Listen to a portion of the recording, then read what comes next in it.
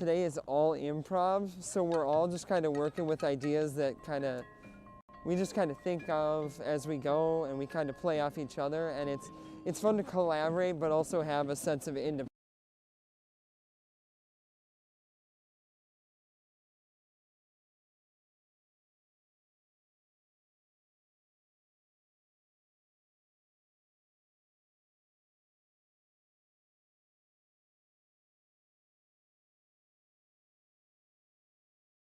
Well, we're doing a food giveaway event to the community.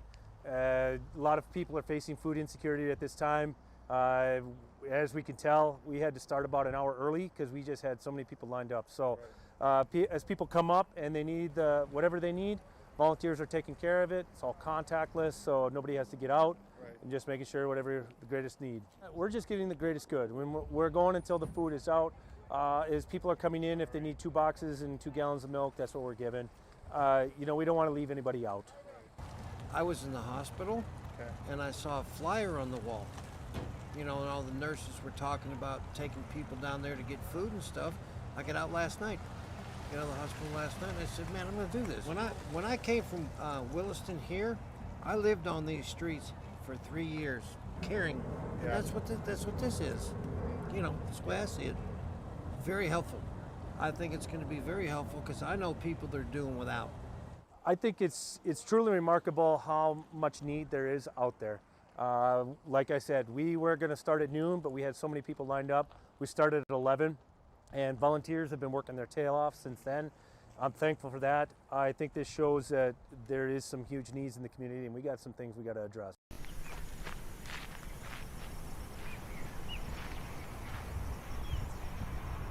Roberson here with another News Radio. Hey, this is Abby Miller with the Derek Hansen, Couch Potato Radio. Did you see that from It Takes Two? Doug Miller with the morning crew this morning.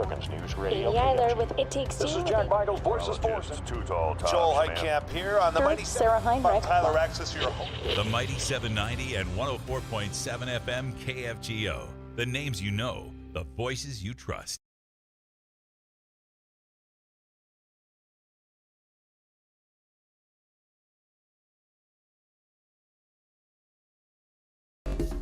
Thanks for watching News and Views on YouTube. Don't forget to subscribe and like our page. And send us a text anytime at 35270.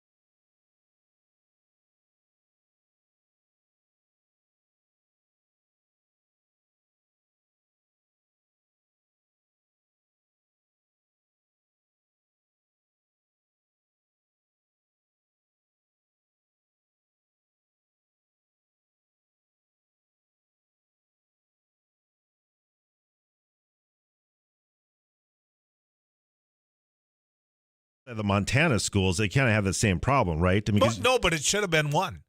The NCC. Oh yeah, what you like to see? What you like to see is some type of merger. Yeah, I think that would be kind of a. Well, I think if you're talking about going to the FBS, it would be nice if they would allow them to kind of do that. Talk to some of the bigger schools in the Big Sky and the bigger schools in the Missouri Valley Football Conference. You're talking Northern Iowa, the Dakota schools, Montana State, Montana, maybe Eastern Washington. That's exactly what that would be kind of a cool thing if you could do that together. That would be a great conference, and every weekend you'd have a team you're playing that you would know something about.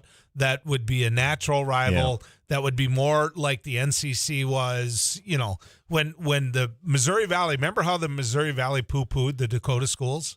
Oh, yeah, for sure. They did. They were like, oh, good luck. You're not welcome in our conference. I think there was the other side of it, too. I want to almost say that Sprack or someone from Illinois State is, you want NDSU in here? You seen their resources? They're going to take this over. And he was right. Yeah, but the Missouri Valley, which was the gateway then, wasn't afraid to. And it took their conference to a whole nother level nationally. Yeah, you're talking about the Summer League, not what it's called now, no, right? But I'm talking about the gateway. I'm talking about football. It was the gateway, then it went to the Missouri Valley, right? Well, those teams weren't jumping up and down for the Bison. They knew how tough they were. Well, exactly. But look at the profile it took their conference to. Oh, no doubt about it. For sure. They laugh at the Big Sky now. Yeah, but that's what I'm saying is that they said, I'm afraid that they're going to win the conference every year, and they were right. They do. They do. So that's exactly why they were, the coach was kind of saying it. Yeah, well, welcome. They'll be successful, but they might be too successful. Get by, or get better, or whine. It's one of the two. The biggest thing is I've said in this, I had this conversation all day yesterday, both on my show last night and with Jack Michaels on the road yesterday on 7 for the Fan. The biggest thing is you can talk about going to the FBS all you want. You got to have someone who wants you. I mean, of the 5 conferences, I don't see the MAC calling them. I don't see the Mountain West calling them and saying, yeah, you're going to be football only. I just don't think it's going to happen. See, I believe that the people that are going to determine the FBS aren't the Bison, the program. It's going to be the fans. And if the fans get so bored with the program that they quit going to the program, then they're going to look at how to spice up the program, right? Well, that FBS teams that got everyone's attention, Kansas State, the Gophers, they don't want to play the Bison. Well, they've got everything to lose and nothing to gain. Yeah, and but they would never be able to go in those conferences. No, you're missing the point about the conference. Yeah. So say you're going to spice up the regular season by playing a preseason game or a pre-conference game. You're not going to get a team to play you. I would argue Kansas State isn't jumping up and down to play the Bison anymore. No, I mean I think nor are the Gophers. It's unfortunate. The last year the schedule, because of COVID, no non-conference games. They're going to play Oregon, and I think they still have something scheduled with Oregon now later. So I'd love to see that a little bit, as far as them being able to do that. I think they have a few more games coming up, but you're right. They take on Arizona next year at Arizona, so that'd be kind of an interesting thing to watch as far as NDSU is concerned. And I think they had a few others down the line, but the biggest thing to watch here is if you want to make that move, you can say you want to make that move at all, but you have to have San Diego State and Fresno State and San Jose State say, yeah, we want you. And I just don't think they care about what this school in North Dakota as much as we care about it. You know what I'm getting at? So do you think that if the Bison were playing Illinois, that stadium would fill up versus if they were playing Montana or Montana State? Which one would draw the bigger crowd? As far as if Illinois hosted them? Fargo Dome. No, I'm talking about the Fargo Dome. Well, I'm talking about Illinois comes to town. Well, they're never coming here. Okay, Southern Illinois. Let's use that. Yep. Okay, if Southern Illinois came to town versus Montana or Montana State, which one would people look at the schedule and say, oh, man, I'm going to that game? Yeah, so, I mean, are you talking about scheduling home and homes with them? Because they're not – it's nice to think about doing this combo conference, but it's not going to happen. You're missing the combo conference. I'm not talking about that. I'm talking about a whole new conference made up with teams that are natural rivals. Yeah. I'm talking about you take the Dakota schools, right. You got 4. You take the Montana schools, you got 2. You take Eastern Washington, now we're at 7. Oh, it's a great idea. Right? Yeah. Blow it up. But it's not going to happen. Well, no, I know, but you're talking at the FCS level. Yes, yeah. It's the same philosophical talk about going to the FBS, right? Right. The Missouri Valley is not the most exciting conference in terms of rivalries. That's my point. Yeah. Well, you got the Dakota schools. You got Northern Iowa. That's pretty good, right? So you got 3 Dakota schools, and you got Northern Iowa. That's 4. You had a good game against Missouri State here. That was a close game. I mean, I think we have to understand that there is something to have in this top conference, and you are going to have some. I mean, the Mountain West, you have New Mexico and some of these other teams, and the Bison would crush them too right now. There are nobody that I know that is looking at Missouri State and saying, I've got to schedule that. I've got to put that as a must-go-to game, whereas they would with Montana or Montana State. I don't disagree with you, but you're probably get one of those every year. So you're talking about one more game. So I mean, no, I'm saying build a better conference and keep the interest. And these teams aren't going to jump up and down to play the Bison. I know that, but I think that the Missouri Valley Conference, is a boring conference. All you have is the Bison that spice it up. Well, I think the Jackrabbits have been obviously this year. I think in normal years, I think you're going to have Northern Iowa give you more of a game than they normally do if they can get that right. And UND's game this year was what, a 16-10. I mean, that was pretty good. Okay, I'm doing a bad job of telling you what I'm getting at. Okay, there are teams in the Missouri Valley that I think are teams that don't do anything in terms Indiana of drawing State a crowd. or whatever. Right. Yeah. Exactly. But you're going to get that with many conferences you have. I mean, there's always going to be someone at the bottom of the rung. I just named you teams that would spice it up. I know, but I want a new conference. Okay, when we come back, more with Derek Hansen right after this.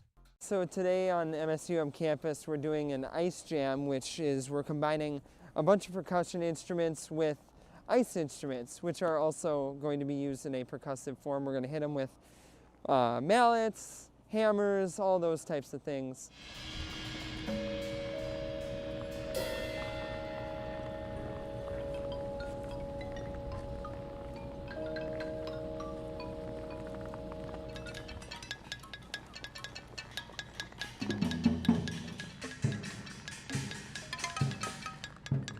Today is all improv, so we're all just kind of working with ideas that we just kind of think of as we go, and we kind of play off each other, and it's fun to collaborate but also have a sense of Thanks for watching News and Views on YouTube. Don't forget to subscribe and like our page, and send us a text anytime at 35270.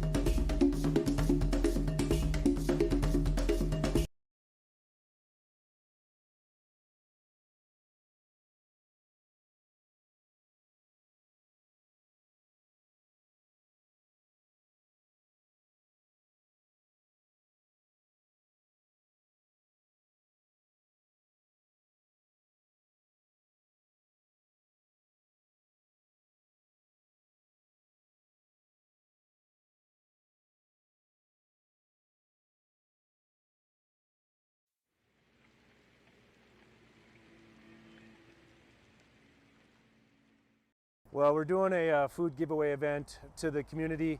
A lot of people are facing food insecurity at this time. As we can tell, we had to start about an hour early because we just had so many people lined up. So as people come up and they need whatever they need, volunteers are taking care of it. It's all contactless, so nobody has to get out. Right. And just making sure whatever the greatest need. We're just giving the greatest good. When we're going until the food is out. As people are coming in, if they need 2 boxes and 2 gallons of milk, that's what we're giving. We don't want to leave anybody out. I was in the hospital, and I saw a flyer on the wall. And all the nurses were talking about taking people down there to get food and stuff. I got out last night, the hospital last night, and I said, man, I'm going to do this. When I came from Williston here, I lived on these streets for 3 years, caring. And that's what this is. That's the way I see it. Very helpful.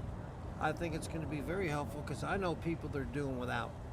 I think it's... Join us, longtime firefighter in West Fargo, one of the diehard Bison fans who runs a great tailgate or is involved in one. And Derek, you got your teams ready? I think so. I think you got it set up, so we'll see. There's 2 games in there that jump out at me in the playoffs this weekend in the pros. The Rams-Arizona game, that one, and the Dallas-San Francisco game. Yeah, there's a couple. Yeah, those are 2 of them. I think that first game on Saturday is intriguing because the Raiders, they're playing well and they're finding ways to win here. Their coach that took over for John Gruden, I mean, he deserves a shot to coach again next year, doesn't he? I mean, with all the turbulence that they've had this year, It's been pretty impressive, and they go to Cincinnati with a I don't know how you don't give them the keys. right. I mean, there's a guy who deserves a shot. Yeah, exactly. Well, we're going to do our pick'ems or stick'ems right after this.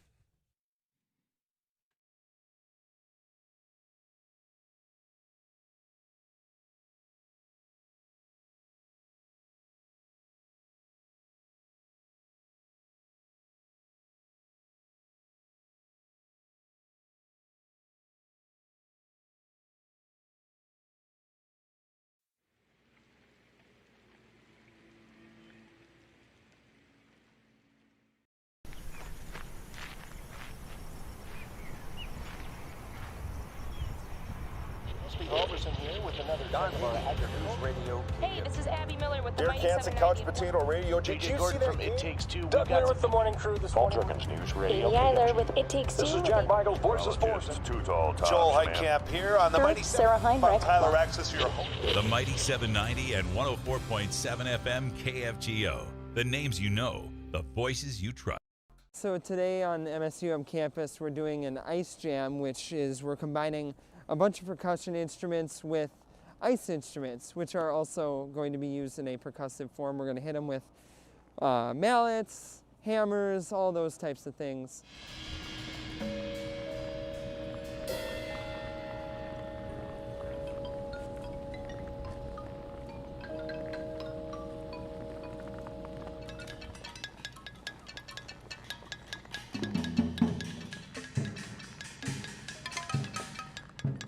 Today is all improv, so we're all just kind of working with ideas that we just kind of think of as we go, and we kind of play off each other, and it's fun to collaborate, but also have a sense of.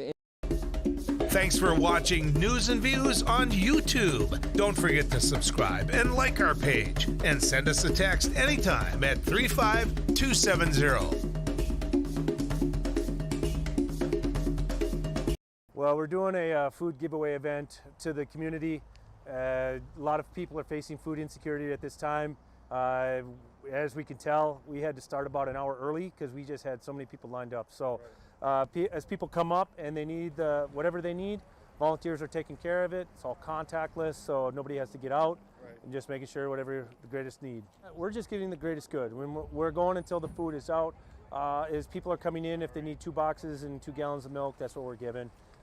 We don't want to leave anybody out. I was in the hospital, and I saw a flyer on the wall. And all the nurses were talking about taking people down there to get food and stuff. I got out last night. Got out of the hospital last night, and I said, man, I'm going to do this. When I came from Williston here, I lived on these streets for 3 years, caring. And that's what this is. That's the way I see it. Very helpful. I think it's going to be very helpful because I know people that are doing without. I think it's truly remarkable how much need there is out there. Like I said, we were going to start at noon, but we had so many people lined up. We started at 11, and volunteers have been working their tail off since then. I'm thankful for that. I think this shows that there is some huge needs in the community, and we got some things we got to address.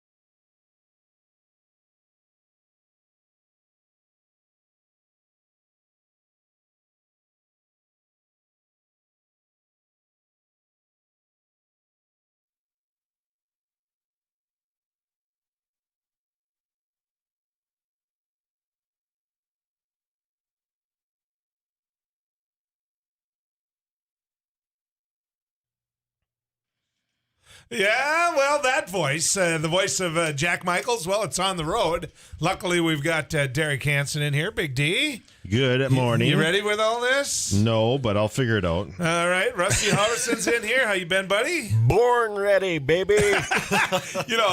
And Rory Jorgensen, a voice and a name that a lot of people in this town know. How you been, Rory? I'm doing great. If I'd be any better, they'd call me Joel Heitkamp. Hey, there you go.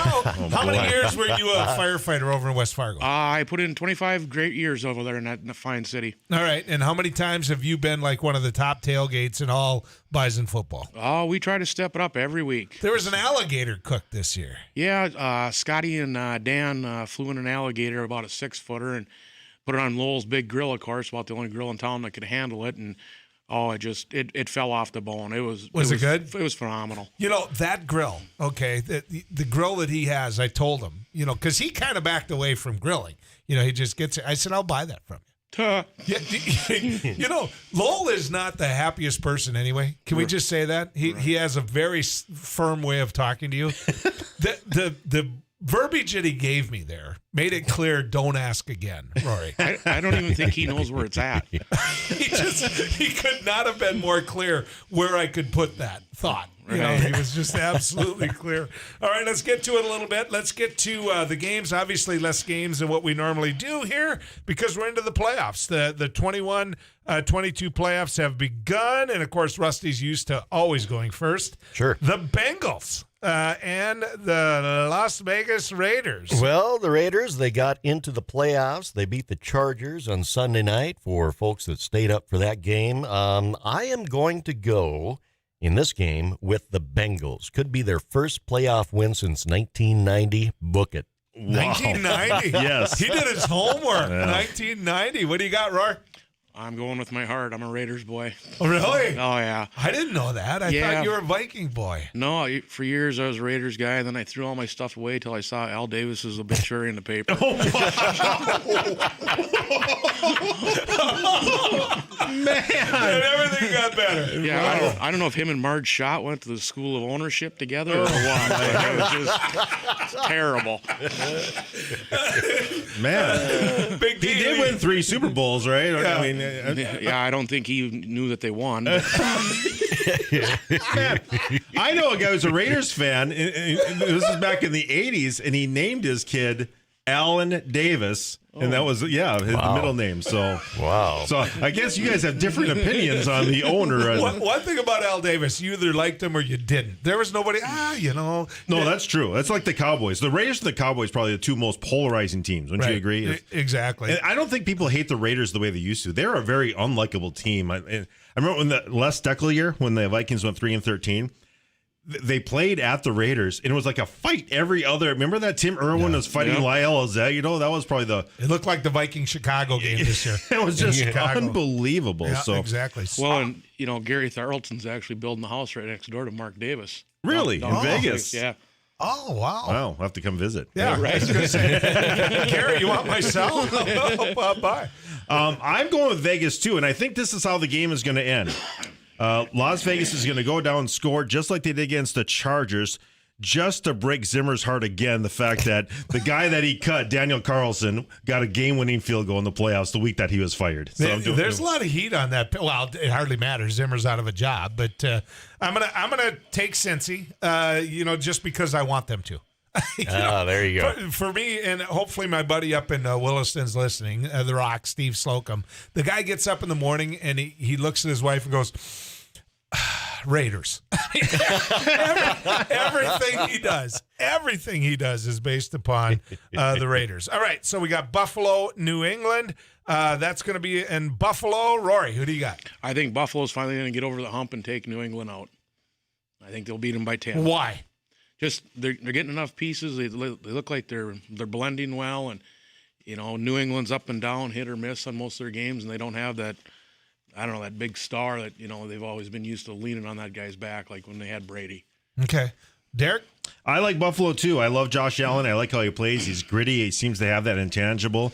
Obviously Belichick scares you, but it's going to be a cold game, so we'll see how it goes. But I say Allen, and hopefully Diggs is all ready to go, and they'll have a big game. I found myself thinking more about Buffalo with Allen And the tie here, the connection here was Craig Bowl. Yep. I think Craig Bowl's the one that turned around this Bison program and really did the built the foundation to have it happen, and then to be able to bring in an Allen and do what he did. It makes me cheer for a team I never cheered for before, which is Buffalo. And so, what the heck? I'm going to take New England. No, I'm taking Buffalo. Honest, I am. Okay, yeah. For me, it's Buffalo. Third game between the teams this season, and I just feel like the Bills have this one. Well, it's going to be. What did you say, Derek? Weather-wise? Yeah, they're saying. I saw ESPN. They said it's supposed to be like 4 to 8 degrees. So we'll see how. Maybe it's different. They get all that weird lakefront type of lake weather, effect. So, yeah. We're going to take a little break. When we come back, we're going to pick those NFC teams. So what you need to do is stick around. Roy Jorgensen.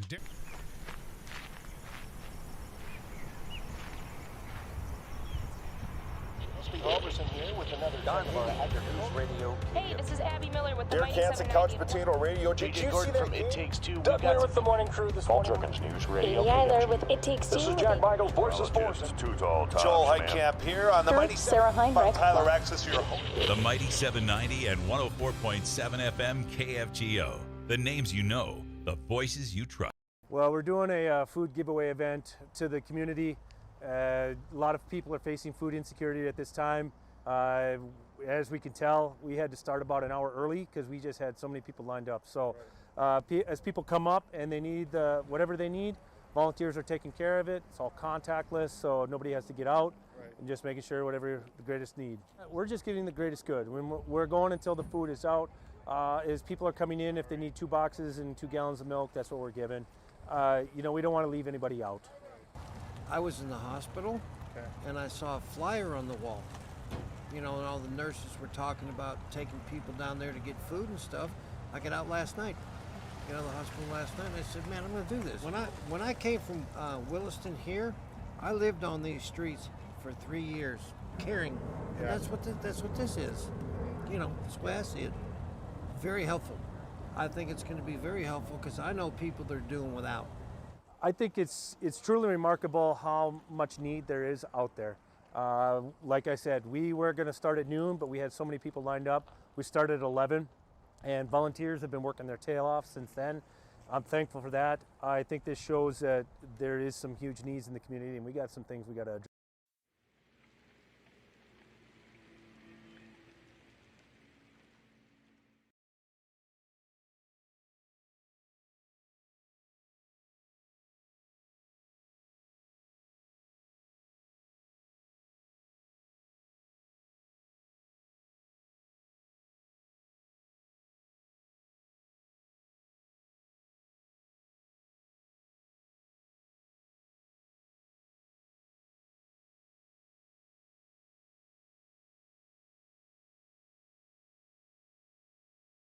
So today on MSUM campus, we're doing an ice jam, which is we're combining a bunch of percussion instruments with ice instruments, which are also going to be used in a percussive form. We're going to hit them with mallets, hammers, all those types of things.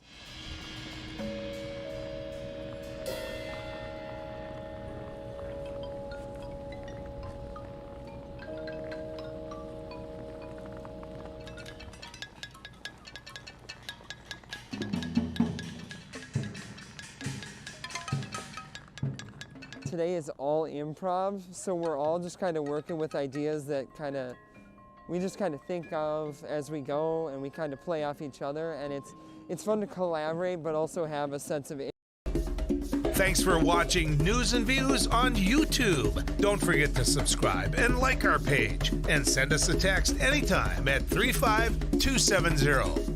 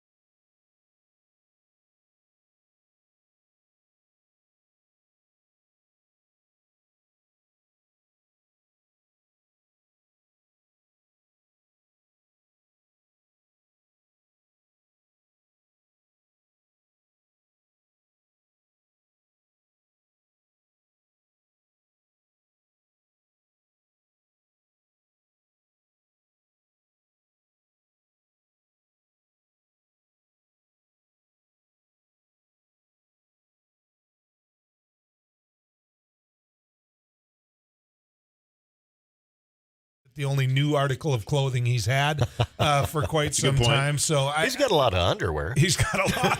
How do you know? He does.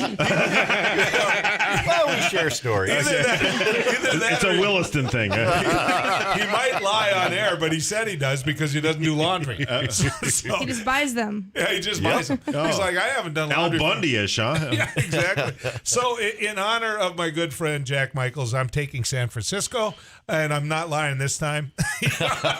Because I just think that Dallas, again, like the Cards, has gotten worse. They just, I don't know why I feel that way, but it just feels like they were on a track to maybe get that number one seed, and they just seem to not make it. Well, to your point, outside of Green Bay, I think there's been a lot of teams that have been up and down this year, right? I mean, Kansas City had a stretch there where they didn't look very good at all, and now they've got hot at the right time. So in Tennessee, they struggled after they lost Derrick Henry, and now they're on top. So, I mean, there's been a little inconsistency all year long with most of these teams we're even talking about in the playoffs. I agree, because I all this season I've been picking Kansas City. They've let me down so many times. Then when I give up on them, well, then they win. Yeah. Well, I look at it from this standpoint. I follow Dallas, closely because I'm not a Packer fan. I'm a Packer owner, but I'm not a Packer fan. And so I'm sitting there hoping somebody else gets home field advantage throughout the playoffs. And what happens? Well, Dallas lets me down big time. I mean, there was a point during time there when everybody was looking at it saying, hey, they might be the team. Yeah, I mean, trying to decide between Dallas and Green Bay, that's like picking between Russia and the Ukraine right now. I know. I mean, my heavens. Rory, as a Raiders fan, what team do you dislike the most? I guess I don't really. The Chiefs? Yeah, it's supposed to be the Chiefs, isn't it? Denver? Yeah, but I mean, they always play each other well, and it's always a clean game. Yeah. So, I mean, as far as their big rival, I mean, that's one of probably their biggest rival games, but. What is it about the Steelers that makes the Chiefs or the Raiders fans just dislike the same reason the Rams fans hate the Vikings, the 1970s? Yeah, that's what it comes down to more than anything. Yep. It's just old school fans just think about all those AFC Championship games and playoff games that the Steelers beat them in. It's the same thing when the Rams had to go to Metropolitan Stadium. The Rams fans still hate the Vikings over that. And there is a level of truth to that. All right, Tampa Bay, Philadelphia. All right, I got Rusty Halverson picking first. Well, the key, I think, to that game, can Philadelphia get to Tom Brady? They've played each other before, and they just couldn't get to him. They couldn't put any pressure on him. And I just see Brady and Tampa Bay advancing past this game. Tampa Bay. All right, Roar. I think the same thing. Tampa Bay, I think Brady and Gronk are going to combine for a couple. What is this about Gronk and a bonus? Oh, yeah. Well, it's kind of the Justin Jefferson. Put it if Justin Jefferson would have gotten a bonus for getting the record. That's what Gronk was looking for, his numbers and incentive bonuses. So Brady stayed in the game until he got it to his buddies. So. Is that right? You got to kind of love that. Yeah, right? for sure. He's the one that talked Gronk out of retirement, yes, isn't he? He is. Yes. Yeah, so there was a whole list of people who got bonuses for getting so many sacks or so many yards and stuff like that. And then they had the almost, they missed it by like 10 yards or a half a sack or whatever. But man, there was some pretty good incentives for those guys doing what they did. And Derek, for the fans out there, there's a difference between a bonus and a bounty. Yes, New Orleans. Yes, a very good point. Who do you got? Yeah, I'll pick Tampa at home. It might be closer than you think. Philadelphia is a pesky defensive team. And again, I want to remind people that this whole sports segment was brought to you by Muscatel Subaru, which I went through and looked through the lot just the other day. So. Subaru. Yes. Subaru. My family loves them. We got a number of them in our family. I'm going to take Tampa Bay just because I couldn't pick Philadelphia. If if my brother went to play for Philadelphia, I couldn't pick him. I can't stand that team. I'll pick the Chiefs too. You skipped me on that one. So did I? Yeah. No. But sorry about that. Yeah, we didn't go over the Pittsburgh Kansas game. Yeah. Well, we have 30 seconds. Okay, rapid so. fire. Who do you got? Rusty. Casey. Rory. It's not Big Ben's last game. Pittsburgh. All right, who you got? I got Chiefs. I got Kansas City. All right, we got to hear from Lola. What you got? Why did the man bring the ladder to the baseball game? Why did the man bring the ladder to the baseball game? I don't know. Why? Because the Giants were playing. But, Rory, thanks, man. Thanks for coming Thanks in. for having me. We're going to take calls when we come back.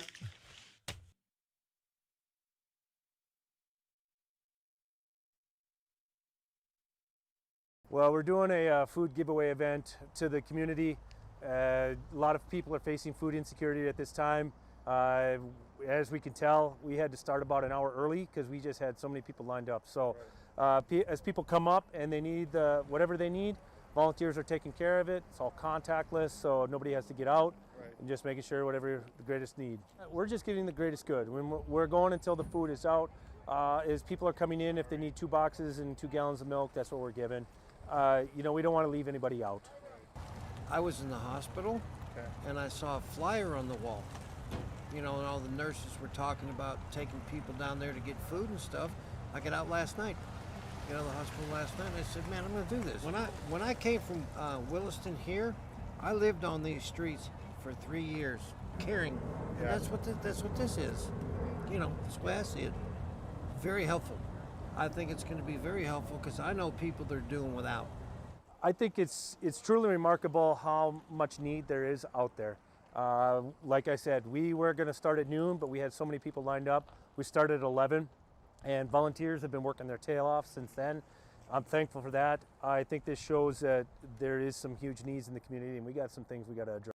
So today on MSUM campus, we're doing an ice jam, which is we're combining a bunch of percussion instruments with ice instruments, which are also going to be used in a percussive form. We're going to hit them with mallets, hammers, all those types of things.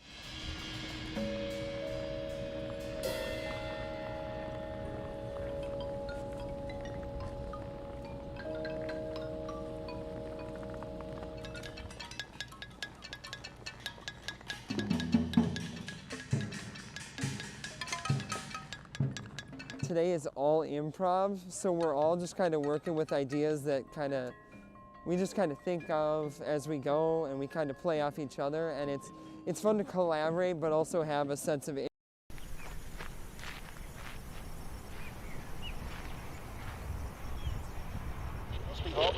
with another News Radio. Hey, this is Abby Miller with the Derek Mighty Hansen, 790. Couch Potato Radio. Did you see that? From It Takes Two. Doug Burgum with the morning crew this morning. News Radio. Amy Eiler with It Takes Two. This is Jack Michaels, Voices Force. Too tall, Joel Heitkamp here on the Mighty Sarah Heinrich. Tyler Axis, your host. The Mighty 790 and 104.7 FM KFGO.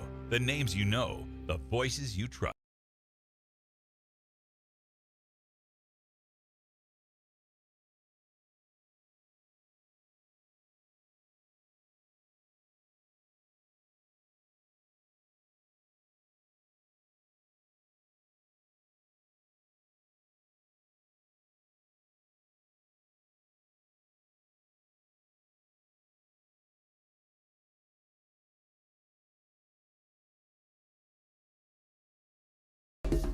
Thanks for watching News and Views on YouTube. Don't forget to subscribe and like our page, and send us a text anytime at 35270.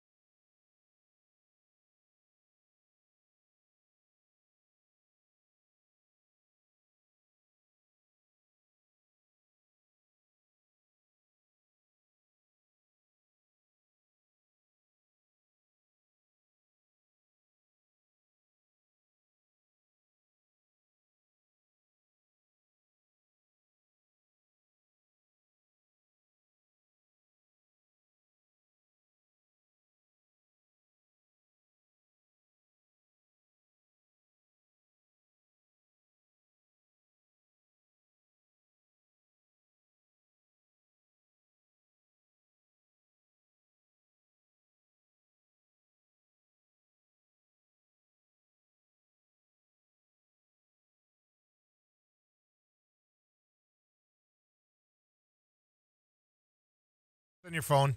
Yes. I just need to. I'm sitting here and I'm trying to pull up something on my phone. And you know what I just pulled up? What? I hit a button and I didn't even know it's on there. The National Dance Competition. You got that for your granddaughter. Right. I mean, I'm sitting here and I have granddaughters who competed. Yep. T-Ray went down. She went down to Sioux I didn't Falls. know you got won a an regional. app for that. There is. I didn't know it either. I'm sitting here and I got some work to do.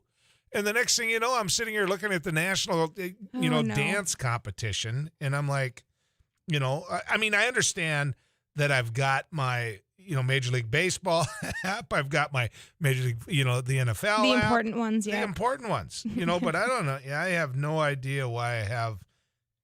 Hold on. I'll give you I think I'm pretty aware of all the apps that I have on my phone. And I also have them organized. And what is Gizmo Hub? I don't know. Why would I have Gizmo Hub? I don't know. So if I hold my finger on it and I hit the X, will it go away? Yeah. So there. Do you want it? What if you need it? I don't know what it is. So if I don't know what it is, I'll go find it another day when I need it. Right? So I don't think you have this on your phone. I mean, you could, but I don't think you do it. I organize all my apps into little folders. Yeah. So that I'm like, ooh, I want to go on Twitter. Let's go to my little bubble of apps that's filled with social media apps.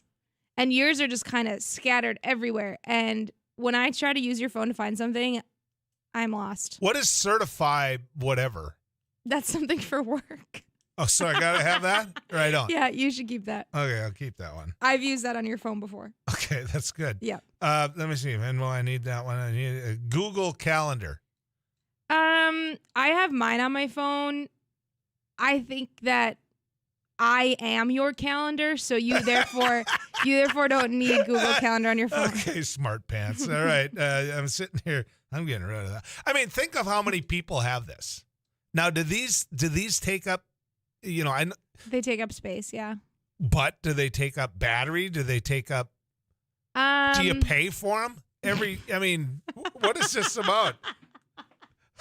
I'm serious. No, you don't. I mean, I know you pay for your MLB because I see it. I see your emails. That's a whole different thing. Okay, whoa. That's not debatable. Tread lightly on MLB. MLB. You do pay for that. That's a subscription. But all your other apps, no, you shouldn't be paying for unless you paid to get it on your phone. I've got one here for my grill. Okay. You have an app for your grill. Right. And that's important. I get that. I can hard hitting stuff. I can be at the golf course and turn my ribs up. That's really nice. It is. One app that you have on your phone that I am envious of and should pay to get on my phone is your app to start your vehicle. Well, the vehicle has to have that, right, eh? Yeah, but I have a friend. So I have a 2016 Chevy, and I have a friend that has like a 2012. And she has an app on her phone, and she pays for it to start her car. And she can start her rig with that? Yeah. See, here's the beauty of that. But I don't know. I haven't tried it at all. The app for my phone, the app that'll start my Ford outside. Yeah. It runs for 15 minutes. Okay. Yeah. So when I leave the airport in Minneapolis to fly to Fargo, I'll start it. Because how often are you in the parking lot out at Hector here, for example? And it works. Oh, yeah. And then you've got all this snow on your rig, and you just want it, warm by the time you get there. Mm-hmm. Then when I hit the ground, obviously it's done. It's shut off, so then I'll hit it again. Yep. And then when you're walking so far to get into your rig, I can start mine. Like I have the auto start that just came on my keys, and I can use that. But I have to be so close, and that'll only run for 10 minutes. Yeah, that's about all it should. Yeah, which is good. I just have to, I can't do that from the middle of the sky on an airplane. You know what I've taken to using more is, my flashlight. That app is a good app. That app is... Once you hit a certain age, yeah, it is a good app. The natural gas in my tank, not natural gas. You don't have my LP. You don't have the flashlight app, do you? Yeah, I do. There's a flashlight on your phone. No, you don't need an app for that. Okay. Huh? Look at that. How cool is that? I'm shining but light. Is that... If you're watching us on YouTube right now, you can see my flashlight, right? But are you opening an app for that, or are you just clicking the flashlight button on the corner? No, I'm opening an app. Joel. so I can No. get rid of this and you can show me. Yes. So it's already in my phone. Oh, I wonder if I no. pay for that one. If you guys were wondering if there's an age gap between Joel and I, there is. How about the files? Do I need the files? I have that on my phone, but I don't use it. Every once in a while, something will try to save on my phone to files. Okay. So I don't need it, or I do? You didn't answer the question. You should keep it. All right. Let me. I just. I think though, if you're trying to I think delete it's apps, important that we do this. yeah, it's important that we do it on statewide radio. I What? think I'm helping other people. Right now they have their cell phone in their hand going, yeah, I didn't need that. What do I got? I think that people get too many apps on their phone. Are you deleting them just because you're annoyed of them, or are you deleting them for storage purposes? We're both. No, not storage purposes, okay. because I'm deleting them because when I want to find what I really want, I'm like, okay. We're gonna organize your apps. All right. We're gonna organize them. See, we're off. And by the way, you want to see how many text messages I got where people are like, "I'm with you, Joel." None. There. No. These people are probably using an app to get this to me. Right? Yeah, the message app. Hold on. I'll bet you know what? Here's what you need to do. I mean, seriously, Don't folks, encourage him. You need to, excuse me? you need to text in to our KFGO Text Club, which is brought to you by Eye Consultants of North Dakota. Latest technology and personal caring attention, providing eye care for your life. 32nd Avenue South in Fargo, Eye Consultants of North Dakota. There, I got that out there. But here, you got to text. You got to text 35270. And I want to know the most useless app you have on your phone. Here's one. Joel, you're right. I grabbed my phone and deleted unnecessary apps. Boom! It's a good day to do that. Again, don't encourage. I like the next text. Some hard-hitting radio, you guys. Joel, use your search function. The Gizmo Hub is for them. Watches you brought for your grandkids. Oh, okay. Oh, to it's keep track for of the them. it's for the watches you bought for your grandkids to keep track of them. Did I do Wow. that? I don't. That. Wow. So, actually, that's not true. I put a little chip in them. Well, are they vaccinated? It went through the vaccine process for COVID. I just put a little chip in them, and I found. See, this show's called News and Views. We're not hitting the news right now. We're hitting the views of phone apps. No, that's news. This is news. It's the views. All right, we'll pick it up a little bit. When we come back, we're going to get a chance to talk about what's happening in Grand Forks. The Catholics, Chris Dodson, through the bishops, their spokesman, has sent a message to everyone about the University of North Dakota and what they're doing, and it's not good. But we've got to head to the weather cave first and find Mr. Too Tall, Tom Szymanski. Tom, I've got a point here that I think you know is true because Tom gives you accurate forecasts. And this one says, Apple weather is always wrong. Don't use it. And those apps, you've said time and time again, don't always trust them.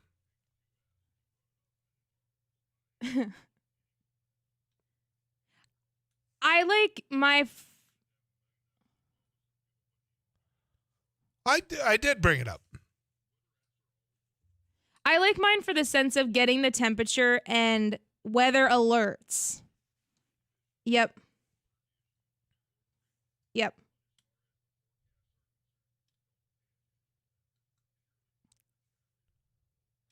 There, you heard that from the best meteorologist this area has had for years, so.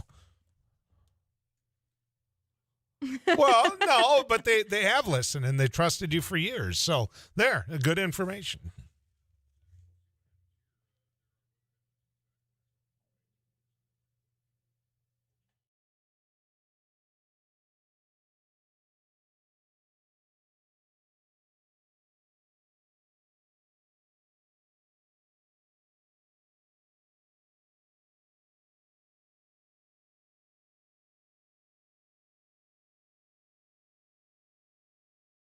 So today on MSUM campus we're doing an ice jam, which is we're combining a bunch of percussion instruments with ice instruments, which are also going to be used in a percussive form. We're going to hit them with mallets, hammers, all those types of things.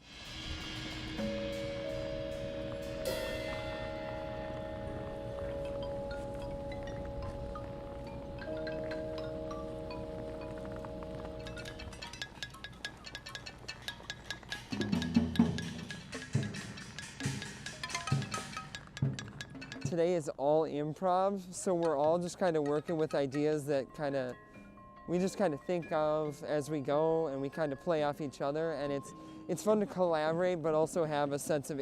Well, we're doing a food giveaway event to the community. A lot of people are facing food insecurity at this time. As we can tell, we had to start about an hour early because we just had so many people lined up. So as people come up and they need whatever they need, volunteers are taking care of it. It's all contactless, so nobody has to get out. And just making sure whatever the greatest need. We're just getting the greatest good. We're going until the food is out. As people are coming in, if they need 2 boxes and 2 gallons of milk, that's what we're giving. We don't want to leave anybody out. I was in the hospital, and I saw a flyer on the wall. And all the nurses were talking about taking people down there to get food and stuff. I got out last night, the hospital last night, and I said, man, I'm going to do this. When I came from Williston here, I lived on these streets for 3 years, caring. And that's what this is. That's the way I see it. Very helpful. I think it's going to be very helpful because I know people that are doing without. I think it's truly remarkable how much need there is out there. Like I said, we were going to start at noon, but we had so many people lined up. We started at 11, and volunteers have been working their tail off since then. I'm thankful for that. I think this shows that there is some huge needs in the community, and we got some things we got to.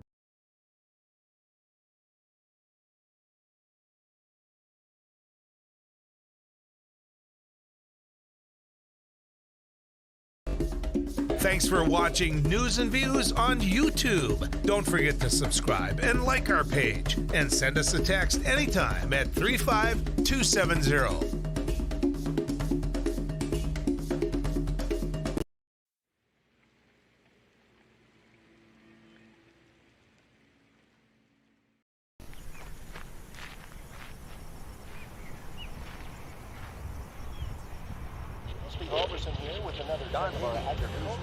Hey, this is Abby Miller with the Derek Mighty Hansen, 790. Couch Potato Radio. Did you see that? It Takes Two. Doug here with the morning crew this morning. News Radio. Amy Eiler with It Takes Two. This is Jack Michaels, Voices Forces. Too tall. Joel Heitkamp here on the Mighty Sarah Heinrich. Tyler Axis, your host. The Mighty 790 and 104.7 FM KFGO. The names you know, the voices you trust.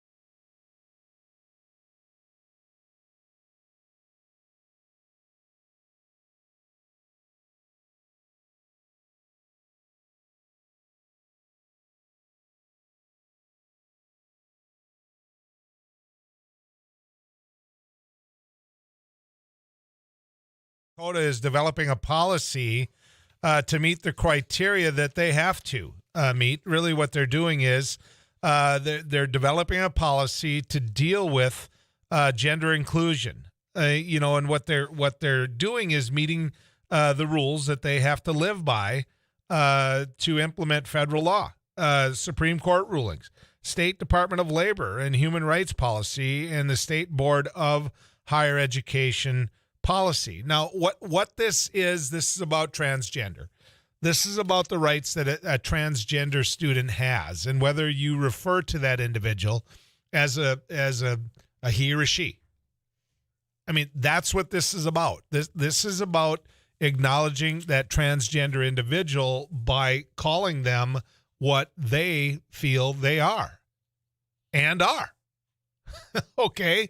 So, yeah, it's a complicated world out there. Yeah, and this is a vast minority. So it's very easy to beat up on them. But, the Catholic Conference, the two bishops that we have in North Dakota, in the Bismarck and the Fargo diocese, have instructed Chris Dodson to write a letter telling people, and this came from Chris Dodson, that UND's proposal embraces and demands acceptance of a particular ideology about gender and language that is contrary to Catholic teaching and infringes upon free speech and religious rights. So then ask yourself this. He can do whatever he wants. Catholics can do whatever they want. But he's going to talk about Catholic teaching, and he's going to say that Catholic teaching, that University of North Dakota has to adhere to Catholic teaching, and so therefore that shouldn't be allowed on campus, right?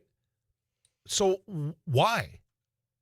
I mean, that's what you get at your church. You get told at your church, if you so desire, to live by strict Catholic teaching, how you adhere to or deal with that. Or don't. And let me give you an example of don't, okay? Chris Dodson and the bishops never want to admit this. But how many people on any given Sunday do they give communion to where the family uses birth control? That's against Catholic teaching. To as a woman, to be on the pill, you have broken the rules of the Catholic Church. And so is the University of North Dakota now supposed to sit there and say, well, you can come on campus, but you can't do this. And you can't talk about this. And you can't make reference to this in any health class. You can't, basically answer questions about this, because if you do, you're adhering to rules that are against Catholic teaching. My suggestion to the Catholic Church is to take a step back and realize there's strict rules when it comes to Catholicism, and what people have to believe need to step up into today's world. And so I remember distinctly a couple out of Colorado who had a transgender child, and they were strict Catholics, very strict Catholics. And when all of this happened, when they found out that their child was born this way, right? That this isn't just something that their child woke up one day and said, you know what? I want to be transgender. That's what I want to be. I want to explore this. Who wants to go to school and get picked on every day? Who wants to go to school and be that minority of society that people ostracize, and you end up reading, and hearing about, and news reports broadcast about the diocese going after transgender students? I mean, who would want to be that student? You know what? They don't have a choice. That's who they are. And that's the line right there. For you individuals who say, absolutely, they have a choice. Heitkamp, what are you talking about? What I'm telling you is it's in them. It's who they are.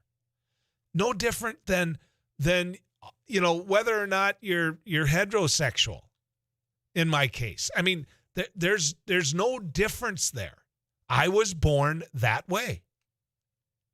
And so why the Catholic Church would want to single out these individuals, this policy that's required by law, why they would want to put the University of North Dakota on the front page of national publications? I don't know. I don't know if our dioceses here have gotten so conservative that they've got to look for and inject themselves into fights that ostracize them from parents like the conservative parents in Colorado that had changed their opinion when it comes to transgender rights. You know, for me as a talk show host, we have there's a reason we're the number one talk show host. There's a reason that this is the number one show, because we're not afraid to talk about this. Now, most of you listening don't agree with me, but I don't care. I don't care. The Catholic Church is losing its members because of things like this. Their membership is down. Less people are going to church at the Catholic Church because they talk about homosexuality in a way where those individuals do not belong in their church. They single out transgender students when there's a policy being developed that they're sitting there saying, automatically you as Catholics should attend the University of North Dakota. I don't get it, why they can't step back and realize, quite frankly, that as a Christian, why they can't realize we are all God's children. We are all God's children. Taking your calls when we come back.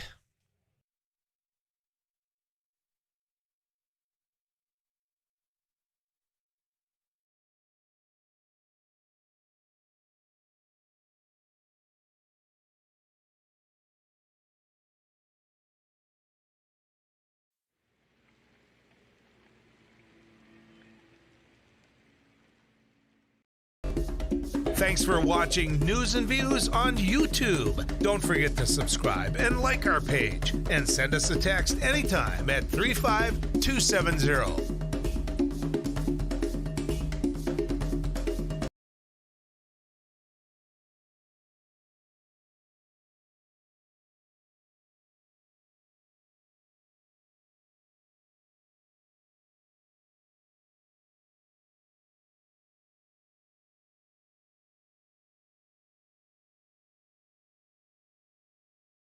So today on MSUM campus we're doing an ice jam, which is we're combining a bunch of percussion instruments with ice instruments, which are also going to be used in a percussive form. We're going to hit them with mallets, hammers, all those types of things.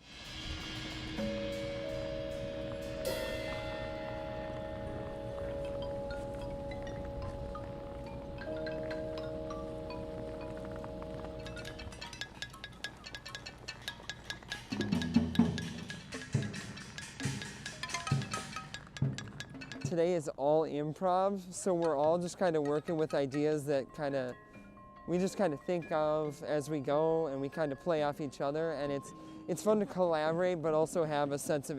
Well, we're doing a food giveaway event to the community. A lot of people are facing food insecurity at this time. As we can tell, we had to start about an hour early because we just had so many people lined up. So as people come up and they need whatever they need, volunteers are taking care of it. It's all contactless, so nobody has to get out, and just making sure whatever the greatest need. We're just getting the greatest good. We're going until the food is out. As people are coming in, if they need 2 boxes and 2 gallons of milk, that's what we're giving. You know, we don't want to leave anybody out. I was in the hospital, and I saw a flyer on the wall. You know, and all the nurses were talking about taking people down there to get food and stuff. I got out last night. Got out of the hospital last night, and I said, man, I'm going to do this. When I came from Williston here, I lived on these streets for 3 years, caring. And that's what this is. You know, that's the way I see it. Very helpful. I think it's going to be very helpful because I know people that are doing without. I think it's truly remarkable how much need there is out there. Like I said, we were going to start at noon, but we had so many people lined up. We started at 11. And volunteers have been working their tail off since then. I'm thankful for that. I think this shows that there is some huge needs in the community, and we got some things we got to.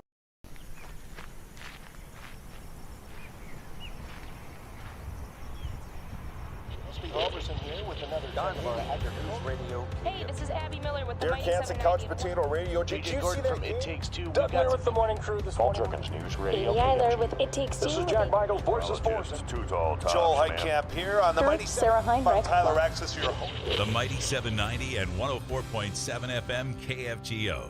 The names you know, the voices you trust.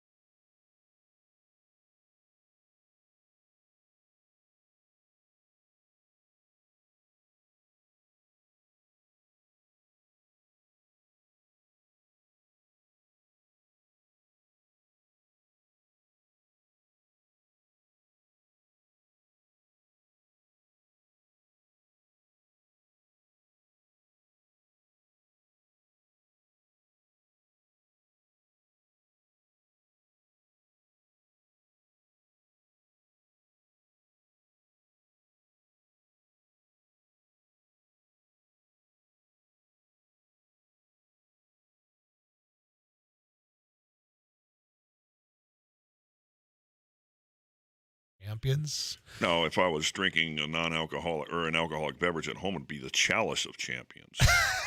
The Chalice. But we'll settle for cups now. Who are you afraid of the most in the NFC? You know, when you're the number one seed at home, you shouldn't be afraid of anybody, should you? I know, but who, when you look at... Maybe the phrase afraid of is a bad one. Who do I think poses the greatest challenge is probably what you really mean. Yeah, who are you afraid of the most? The Vikings. Oh, wait, no, they're not around. Hey, we were 1-1 this year. I know. So were the Lions. The Lions split with us, too. Yeah. Who am I concerned most about? I would say the San Francisco 49ers. Really? That's They have a game that will travel well into cold weather. They are a grinded out team. They don't have a great passing game, but if it's really cold, you don't really need that. And they have a solid and very quick defense. So I would say the San Francisco 49ers, in my opinion, should have already, if not done so, put the Cowboys on upset alert. Their quarterback's got a busted finger, right? It's broken. Yeah, but they just beat the Rams. Yeah, I get that. You know, but here's the deal. If their running game works, they don't really need him to throw much, do they? Yeah. Well, there is that. I'm just concerned. The 49ers have the type of game, I think, that can travel to a cold weather place. I just think so. See, I would agree with you that Dallas doesn't hit the radar anymore. You know, I thought that Dallas was going to be... Jack's not here. Yeah. Well, no, I would say it if he's here, but and he would completely disagree. But I think that Dallas has shown that Prescott isn't what everybody had hoped he'd be. That's a quarterback that's beat up. Well, have they permanently beat up? If you look at the records of the teams they've beaten and lost to, I would think, and I don't have it in front of me, but I think I saw it recently, they have beat up on their division, which is weak, and they have not fared so well against teams with great records. Right. So take a look at Philadelphia. Cold weather. Right? That's another one. Philadelphia could go into Tampa Bay and cause some trouble there. Tampa came into Green Bay last time and caused some trouble. There weren't any fans there. So how big of a factor do you think that is, points-wise, to have the Green Bay fans there? Well, at any home field, I think it helps. No, but for Packer fans. You know how many points it is? I think it's worth 3? I think it's worth a touchdown. That least much? 7 to 10 points, I think so. You factor in the cold, I think it's more like 10 points. Just the fans, I think it's 7.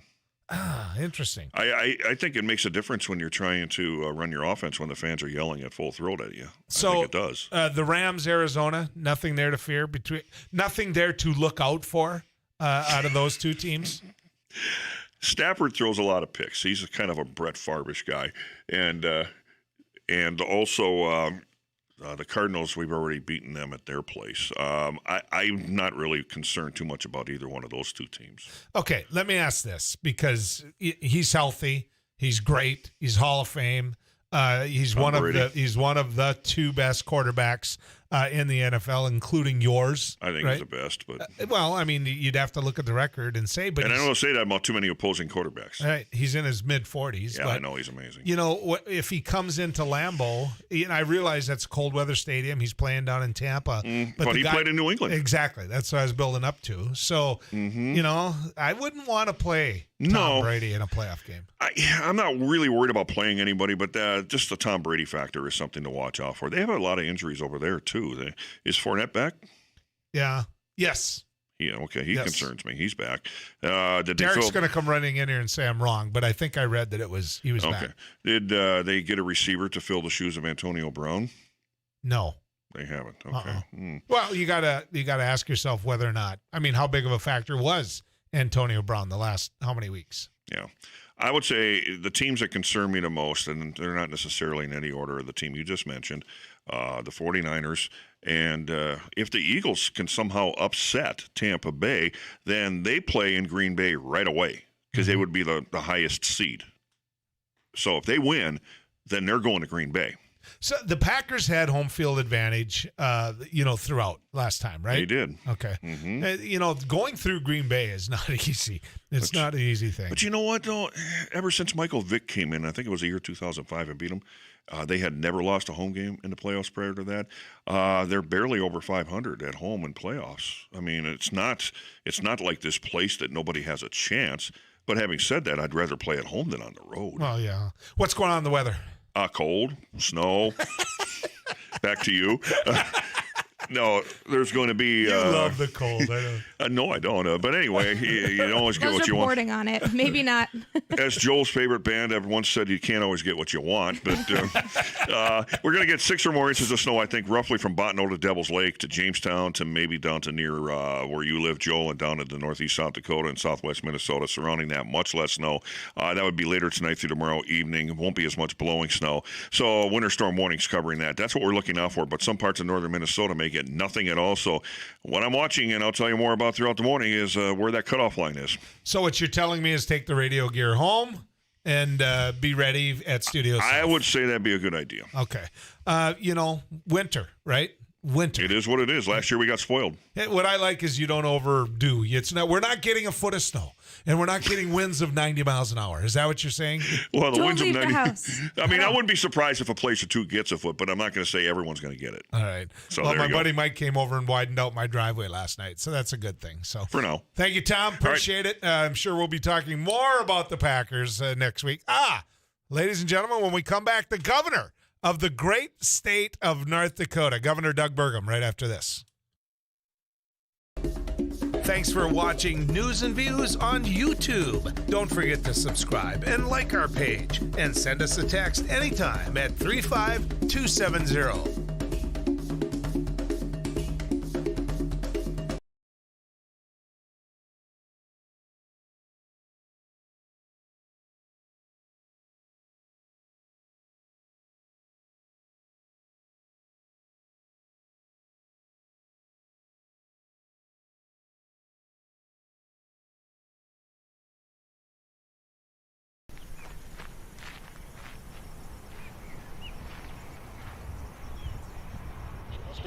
Here with another News Radio. Hey, this is Abby Miller with the Derek Hansen, Couch Potato Radio. JJ Gordon from It Takes Two. Doug Burgum with the morning crew this morning. Paul Jerkins, News Radio. Katie Eiler with It Takes Two. This is Jack Michaels, Voices Forces. Too tall, Joel Heitkamp here on the Mighty Sarah Heinrich. Tyler Axis, your host. The Mighty 790 and 104.7 FM KFGO. The names you know, the voices you trust.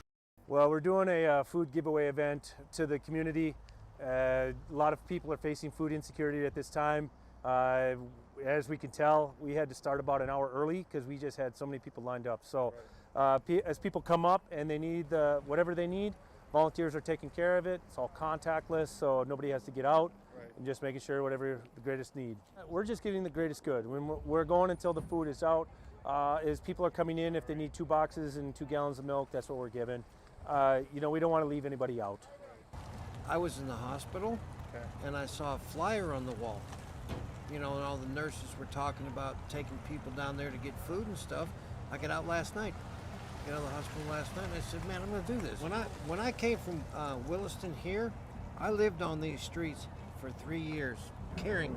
And that's what this is. That's the way I see it. Very helpful. I think it's going to be very helpful because I know people that are doing without. I think it's truly remarkable how much need there is out there. Like I said, we were going to start at noon, but we had so many people lined up. We started at 11, and volunteers have been working their tail off since then. I'm thankful for that. I think this shows that there is some huge needs in the community, and we got some things we got to.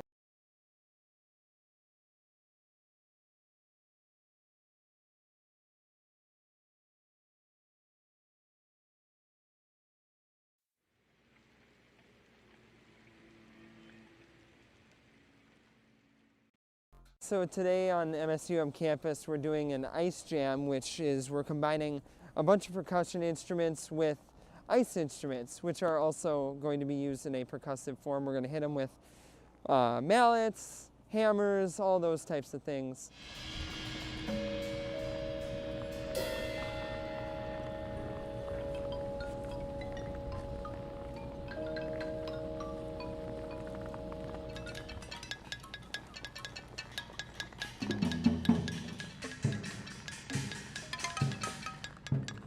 Today is all improv, so we're all just kind of working with ideas that we just kind of think of as we go, and we kind of play off each other, and it's fun to collaborate but also have a sense of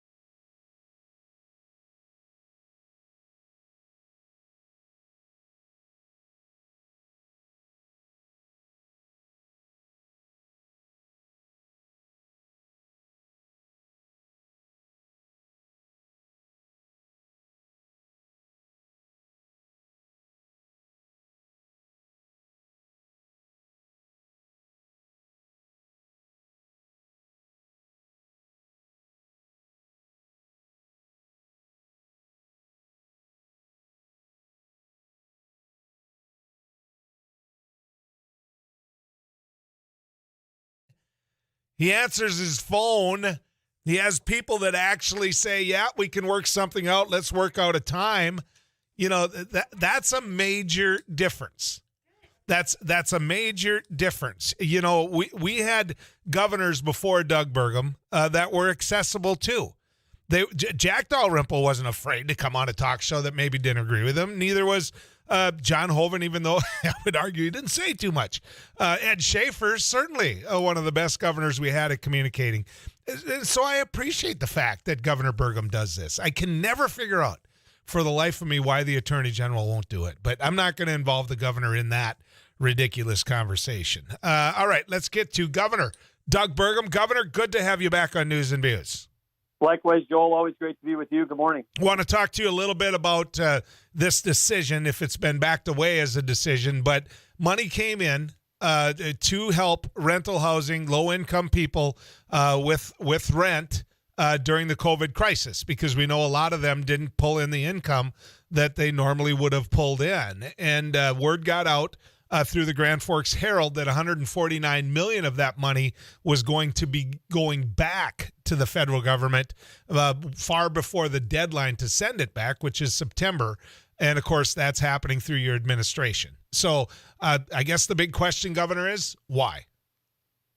Well, I think the headline here, Joel, should be that the state of North Dakota, with using these federal funds that are coming in, is doing a record amount of housing assistance.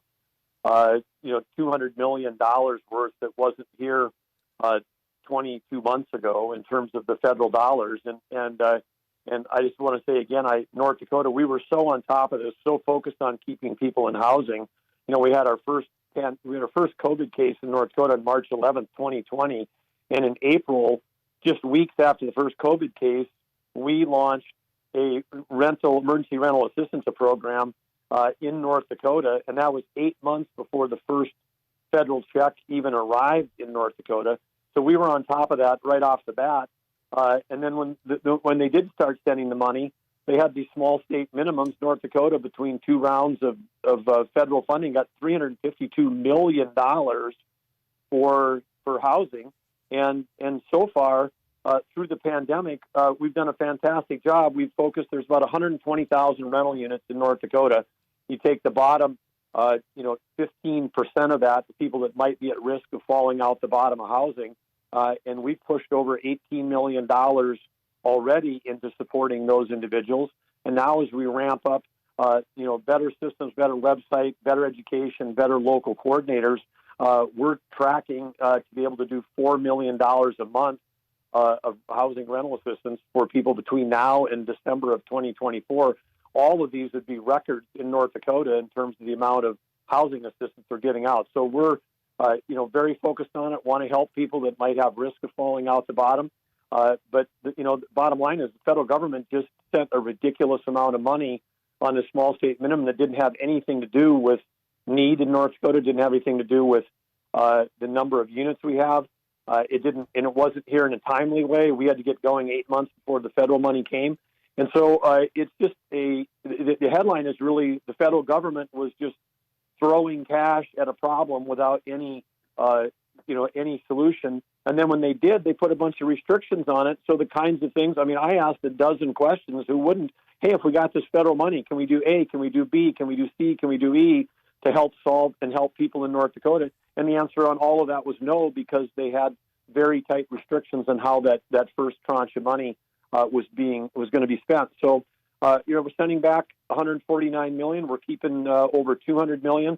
I don't think in the next, between now and 2024, following the guidelines they have, we may not even get through all of that $200 million. So we're going to do more than ever's been done, and we're going to do it in a way that is smart and empathetic and fiscally responsible. And so that's the long and the short of it. Governor, the report, in the article that I read and in talking to certain legislators, they didn't know. They didn't know enough to go back to their constituents and say, hey, look, this is an opportunity. So that conduit, it didn't make its way to them. It certainly didn't make its way to us in the media. That, hey, for you folks that are listening to us, this is something that you might be eligible for. This is something that you might be able to utilize. Then, the way the article read, Governor, it was that the contractor that you hired to do this didn't even reach 20% of those that might be eligible for it. And I'm not going to say this on air when you're not on. I'm going to say it when you're on, not just when you can't answer to it. One of the big reasons that a lot of people looked to vote for Doug Burgum was government was going to run more like a business, and because you were going to bring technology into it, yet this contractor hasn't gotten past even to that 20% factor. So why should they, at the very least, be fired? Well, I think here's it's interesting when you bring up the legislature, Joel. You served in the legislature. Back and forth. The $200 million that came last January, a year ago, from the federal government, it wasn't until the last day of the session in April when Human Services was given any authorization from our legislature to spend even a dime of that money. So some of those same legislators now are, saying that they didn't act fast enough. I'll stick with my first headline, which is we're investing more, touching more people at a higher run rate, more than double we ever have done before on rent assistance. But of course, they don't authorize the funds for DHS for 4 months, so they can't even go begin hiring a contractor. And then when they do, of course, no additional FTEs. We've got agencies all over the state of North Dakota during the pandemic that are working double and triple the amount of volume. Unemployment services had 14 years worth of claims in 12 months. Any more FTEs, to help get through that? No. So, I think that the guys are doing great work. We can always do better. And that's why, again, the DHS team continuing to work overtime. We're hiring additional temp staff. We're adding additional call resources. We've got a new online application portal. We're making web updates. They're going to do video stuff.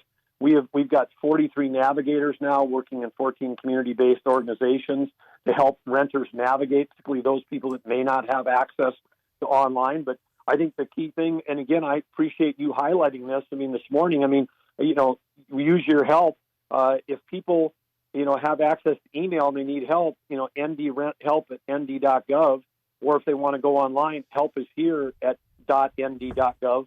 Both of those places, we're there to help people who are at the risk of falling out of the bottom or really have got issues. But, this whole national issue on evictions, North Dakota had fewer evictions in 2021 than we had in the prior years of 18 and 19 and 20. And so I feel like the work that we've done has helped people in housing. We know that a housing first strategy saves us money down the road and other social services. Governor, you say that, and I get it. You say the legislature didn't give you the FTEs, but the way I see this, you contracted it out. This isn't somebody in your staff that completely ignored this. This is people that you hired to do it. And you're saying, look, the legislature didn't give you the support they needed, and they certainly gave it to you too late. But the way that you just did this on air with us, and I thank you for that, giving websites that hopefully people listening are saying, oh, wait a second, I didn't know that. I can send this in. That could have been done long before the decision to send the money back. And legislators could have been contacted to say, hey, we're not moving this money through the way we potentially could. Maybe we'll have some left over, but we aren't going to know that until September. Can you help me get this money moving? You're the closest to the constituents you can. And so why weren't those things happening prior to the decision to send the money back? And one more, Governor, as you're talking about sending the money back in the couple of minutes you're going to have here, can you reverse that? Can you wait till September to do that? 2 minutes left, Governor. Well, I would just say, again, back on the math on this, Joel, we have, again, 120,000 rental units. There's 15,000 is a generous. If 15,000 or 12.5% of the people in North Dakota, a higher percentage than ever before, would now need rental assistance, even though we got 30,000 jobs available in the state of North Dakota and the economy is booming. If those people need that, with the $200 million we've retained, we would have enough to send, the average household in North Dakota $800 a month for the next 33 months. This is more money than we've ever had. I don't think we'll ever burn through it. This isn't about not sending it back. We got a $200 million pot of money to try to spend within the constrained rules that the federal government gave us. And so nobody's getting shortchanged here. There isn't a single person that needs help that we're not going to have money to be able to give them help if they qualify. So again, people reach out, please reach out. Help us here at nd.gov. We've got the resources, and we're ready to help people that need it. Well, and we're going to continue to push that. We're going to continue to push, what you just said. And I'll guarantee you, Governor, we will. I'm not just being a hypocrite here. We'll do everything we can to get people to that. But I will say this. Don't send the money back until we see what the final numbers are, because it isn't even required to be back till September. So, Governor Burgum, as always, thank you for coming on, sir. Thank you, Joel, and thanks for helping get the word out. Again, we want to help anybody that needs help, and we got the resources and the team to do it. So thank you. You bet. Governor Doug Burgum, ladies and gentlemen. We'll take your calls on it. Where are your thoughts when it comes to this? Let's talk about it right after this on News and Views.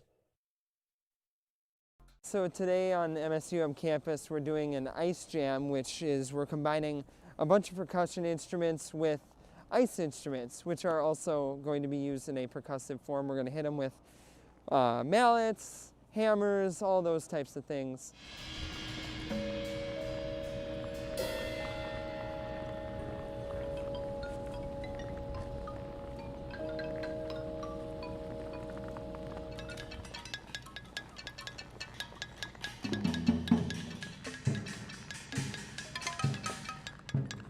Today is all improv, so we're all just kind of working with ideas that we just kind of think of as we go, and we kind of play off each other, and it's fun to collaborate but also have a sense of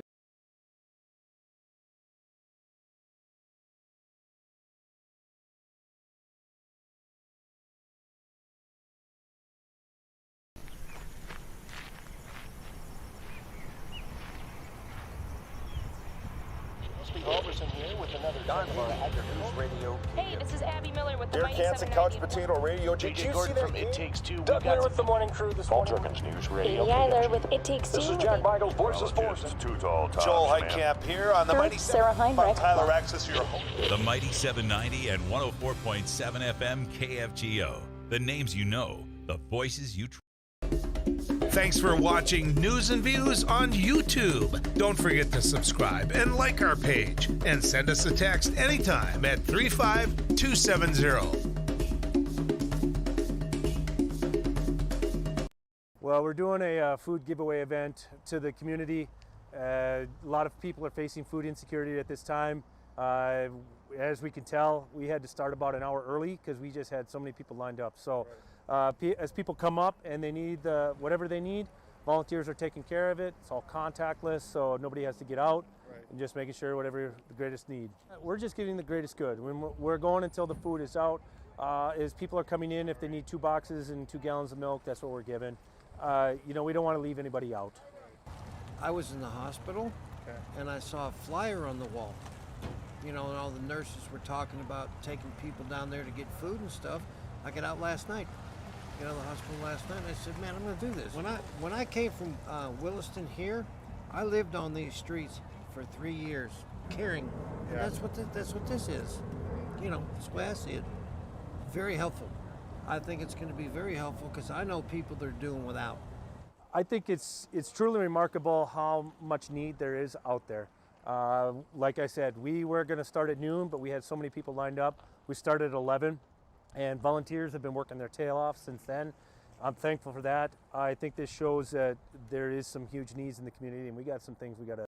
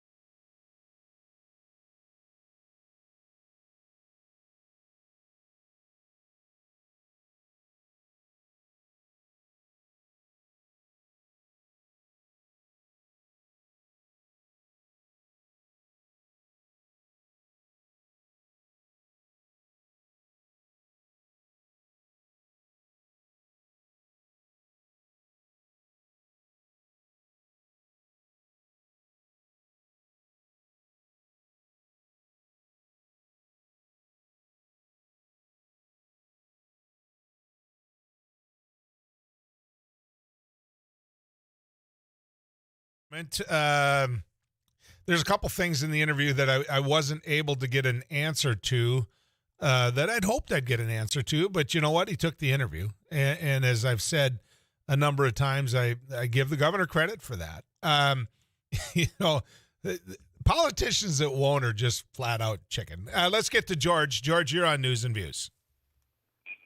Joel, I had mentioned, and I just heard all your stuff about the money being returned, and we operate an outreach office. All our profits do that. Within the last month and a half, don't quite understand. Other agencies, the local ones that the government supports, and we're not government supported, they come to us because they had a family, Native American lady, 4 children, and her live-in friend. Both of them were deaf. They were sleeping in their car. They took the car away. We put them up in a hotel for a week. Then I got a call just yesterday again saying that they couldn't get them into a place, the money, and no other agencies were going to be able to help. So we had to put them up again for a week for $400 each time. Now, that means that because we try to help people with $200 towards their rent, anyone that comes into our office. So that meant that we helped them with $800. And then when we found out about it at Christmas time, my manager and I went out and we spent another $300 buying Christmas gifts for these 4 kids because they're in one hotel room and they've been there for pretty near a month. Now, why is it that it's so hard to get some of this money to some agencies that really do this? And I got another meeting I got to go to, but I'm going to tell you, our outreach office, since 2009, we have personally distributed over $700,000 in cash to we don't give it to them. We pay their landlord, we pay heat, we pay lights, and we do this with only 4 employees out of our store. But we use all of our profit for this. How can we get some of this money they're talking about so we could help these people on a regular basis? George, I know you got to get to a meeting, but have they reached out to you? Have you known about this opportunity that you could take? Oh, if we had known, we would be open twice a week like we used to be able to. Now we're down to twice a month because we just don't have, sales have been slow. Okay, so we're down on funds, so we can only do it twice a month now instead of twice a week. Right. And if we had the funds, we'd be able to help these people that are coming in. And I got just another one the other day was looking for rent that I had to send her to other churches besides us so that we could then say, okay, now we got the $700 so she's not going to get kicked out of her apartment. Yeah. George, all I can say is thank you for what you do. I'm glad we helped get word out. I hope you take advantage of it. And seriously, thanks for what you do for these families. Joel, can I say one thing? And Sure, I'll make this quick and I'll get out of here and let you do it. Yep. I appreciate everything you do, but can you at least, please, work with the Fargo School Board? They have got a building on 4th Street in the Great Northern Tracks that is paid for. Why in the world can't they open a trade school in that building? Well, push that and get it done. It is needed so bad in this city and this state. It's unreal. Well, I tell you what I will do is I'll take the information you just gave me and get them on and have them speak to it. How's that, George? Yeah.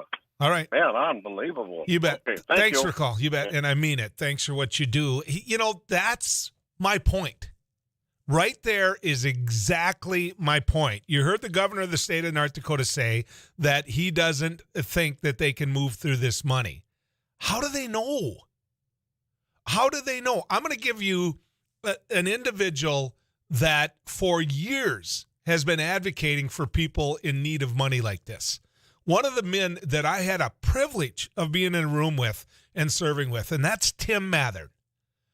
Tim Mathern has been a champion of those that don't have the help that they need all his career, all of his legislative career, all of his professional career. He worked with the Catholic Church. Tim is someone that would know how to move this money, would know where it's needed, certainly. He hadn't reached out to him. They haven't reached out to him. This whole we'll run it like a business. Why hasn't George known about what was going on?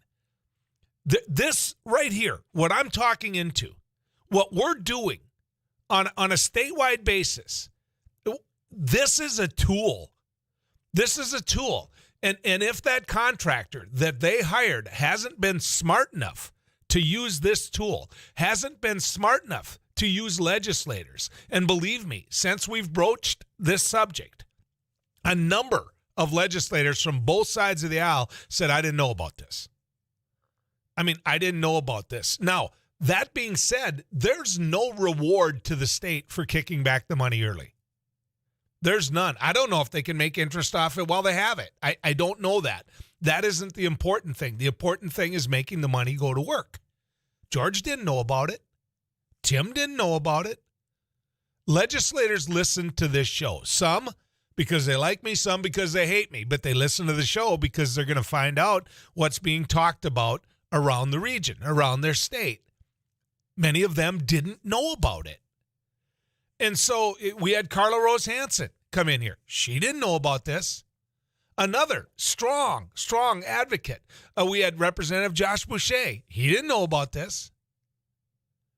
This is, okay, this is how government works. I said this so many times in my 14 years as a legislator that I can't solve every problem of every constituent that calls. But what I can do is I'm their conduit to government. Not everybody wakes up in the morning with a problem and says, I know who to call. I know what to do. They don't do that. They call their local representative. And for 14 years, that was me and Pam Gullison and people like us. They would call us and they'd say, hey, I need some help. You know, can you help me out here? And then we'd say, you know what? In this particular case, we need to talk to the housing authority. We need to talk to the governor's office. We need to find a way to find out if there is any help there. And sometimes there wasn't. Sometimes there wasn't. But in this particular case, there is. Now, let's assume that the governor's right. Let's assume that they won't be able to utilize this money. Give it back in September, because we don't know how many Georges there are out there. But I will guarantee you that since this has all been found out, there are people going to work on this. And here's the other part that you need to keep in mind. This isn't about just that low-income individual that's living in a hotel with their family. This isn't just about them finding out. This is about the person renting to individuals like that finding out, because many of them are doing what George did. They're short in terms of these people paying their rent. In some cases, they have to evict them. They don't want to do that when they look at some of these families. It's 20 below last week. They don't want to do that, or at least many of them don't. I know there's some cold-hearted ones out there that don't care. It's the bottom line. It's this and that. But can you imagine, because the big light of day has been shined on this, can you possibly imagine how many of the people renting out are saying, well, this is available now. We can get help for people. If they come through the door, you know, we can say, hey, have you called these folks? They can help you out. Because as the person doing the renting, as the landlord, if there isn't somebody living in that apartment, they're not getting money either. They want somebody living in these apartments. And so I don't know whether or not the governor's gonna send this money back, whether he needs to send it back. I know he doesn't need to send it back now. I know he doesn't. I know that doing this today on this show is something that's going to help him achieve whatever goal he has of getting as much money out to people as what they can. And now, here's one for you. I would argue that when it comes to the oil industry, they weren't nearly in need as much as what the state made them out to be. In fact, look at what the price per barrel of oil is today. If you look at what's happening when it comes to inflation, one of the big inflationary costs is oil. It's gasoline. But North Dakota prioritized and kicked in big time to get that money to the oil industry. And here's the other part to that, right? Administratively, they couldn't just sprinkle it around like pixie dust, right? They had to find a way to get it out there, and they did. They gave it to one, and they spread it to all. Now, you can argue whether or not some of that was legal. I would say that they found a way to get the job done. So why are they a bigger priority? Why would we focus hours and hours and days on a coal plant when we aren't willing to take a hard look at rental assistance? If you've got a contractor doing this and they're not getting the job done, fire them.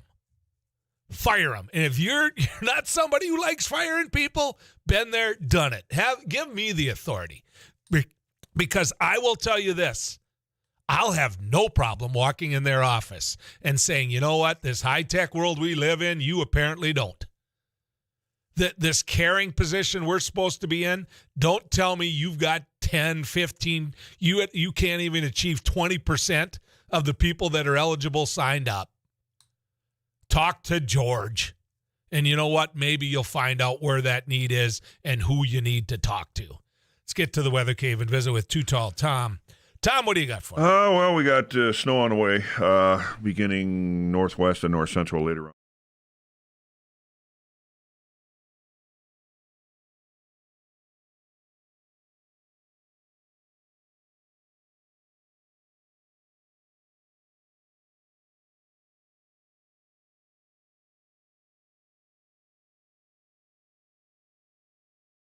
Well, we're doing a food giveaway event to the community. A lot of people are facing food insecurity at this time. As we can tell, we had to start about an hour early because we just had so many people lined up. So as people come up and they need whatever they need, volunteers are taking care of it. It's all contactless, so nobody has to get out. And just making sure whatever the greatest need. We're just getting the greatest good. We're going until the food is out. As people are coming in, if they need 2 boxes and 2 gallons of milk, that's what we're giving. We don't want to leave anybody out. I was in the hospital, and I saw a flyer on the wall. And all the nurses were talking about taking people down there to get food and stuff. I got out last night. Got out of the hospital last night, and I said, man, I'm going to do this. When I came from Williston here, I lived on these streets for 3 years, caring. And that's what this is. That's the way I see it. Very helpful. I think it's going to be very helpful because I know people that are doing without. I think it's truly remarkable how much need there is out there. Like I said, we were going to start at noon, but we had so many people lined up. We started at 11, and volunteers have been working their tail off since then. I'm thankful for that. I think this shows that there is some huge needs in the community, and we got some things we got to.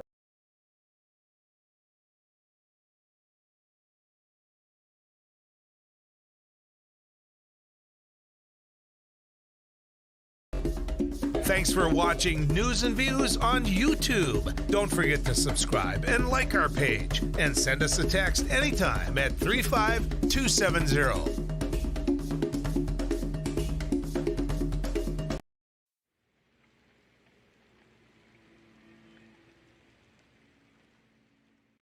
So today on MSUM campus, we're doing an ice jam, which is we're combining a bunch of percussion instruments with ice instruments, which are also going to be used in a percussive form. We're going to hit them with mallets, hammers, all those types of things.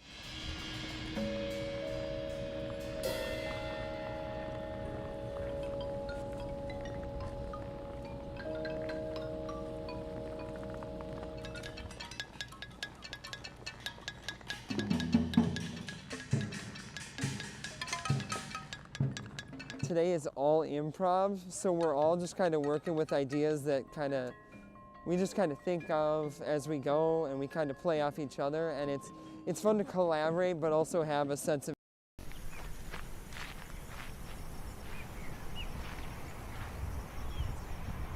Steve Halverson here with another Untitled Radio. Hey, this is Abby Miller with the Derek Mighty Hansen, 790 Couch and Potato Radio. Did JJ you Gordon see from that It game? Takes Two. Doug Burgum with the morning crew this Paul morning. Jerkins News Radio. Bailey Eiler with It Takes Two. This is Jack Michaels, Voices Forces. Too tall, Joel Heitkamp here on the Mighty Sarah Heinrich. Tyler Axis, your host. The Mighty 790 and 104.7 FM KFGO. The names you know, the voices you trust.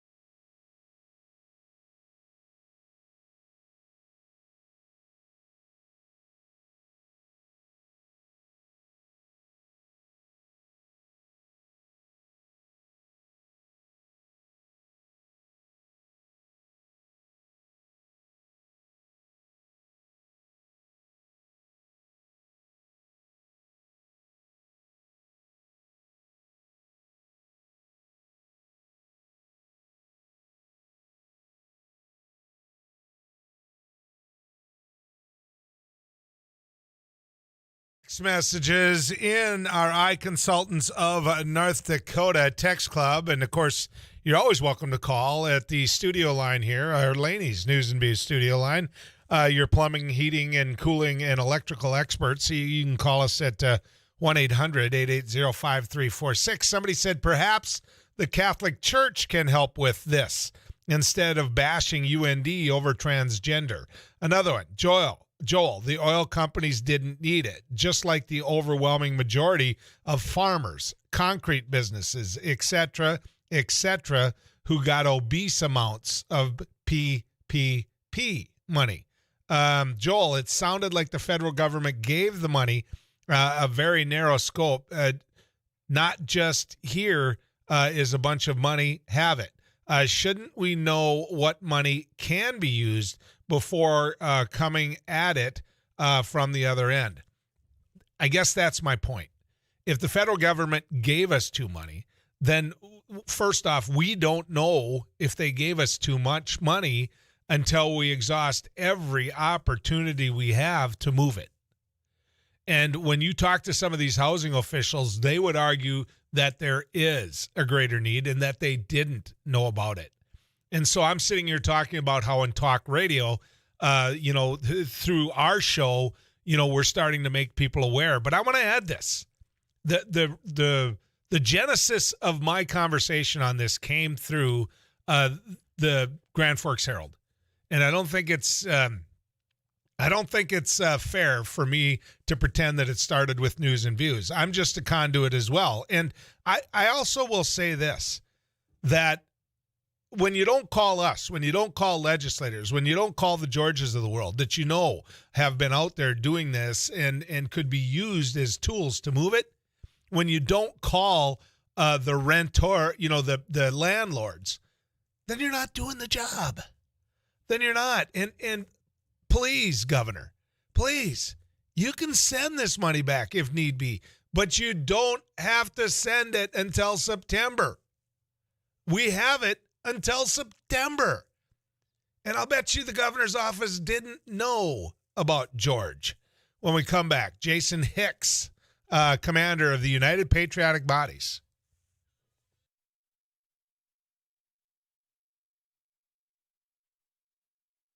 So today on MSUM campus, we're doing an ice jam, which is we're combining a bunch of percussion instruments with ice instruments, which are also going to be used in a percussive form. We're going to hit them with mallets, hammers, all those types of things.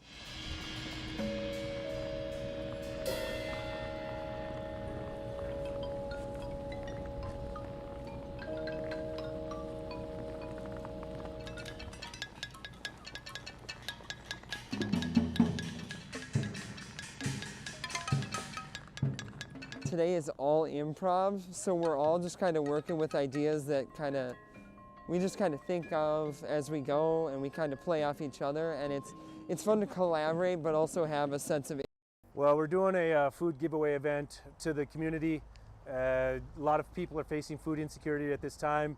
As we can tell, we had to start about an hour early because we just had so many people lined up. So as people come up and they need whatever they need, volunteers are taking care of it. It's all contactless, so nobody has to get out. Right. And just making sure whatever the greatest need. We're just giving the greatest good. When we're going until the food is out. As people are coming in, if they need 2 boxes and 2 gallons of milk, that's what we're giving. We don't want to leave anybody out. I was in the hospital, and I saw a flyer on the wall. And all the nurses were talking about taking people down there to get food and stuff. I got out last night. The hospital last night, and I said, man, I'm going to do this. When I came from Williston here, I lived on these streets for 3 years, caring. And that's what this is. That's the way I see it. Very helpful. I think it's going to be very helpful because I know people that are doing without. I think it's truly remarkable how much need there is out there. Like I said, we were going to start at noon, but we had so many people lined up. We started at 11. And volunteers have been working their tail off since then. I'm thankful for that. I think this shows that there is some huge needs in the community, and we got some things we got to.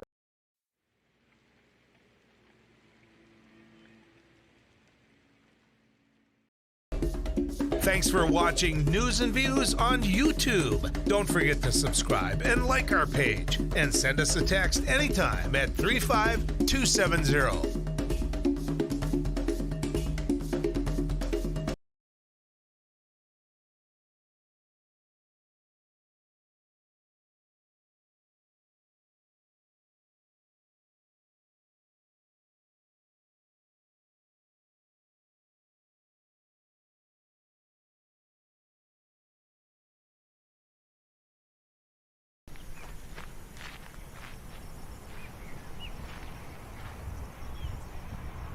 Roberson here with another Dynamite Agri-News Radio. Hey, this is Abby Miller with the Derek Mighty Hansen, 790. Couch Potato Radio. Did you see that from It Takes Two. Doug Burgum with the morning crew this morning. Dragons News Radio. Amy Eiler with It Takes Two. This is Jack Michaels, Voices Force. Too tall, tops, Joel man. Heitkamp here on the Mighty Sarah Heinrich. Tyler Axis, your host. The Mighty 790 and 104.7 FM KFGO. The names you know, the voices you trust.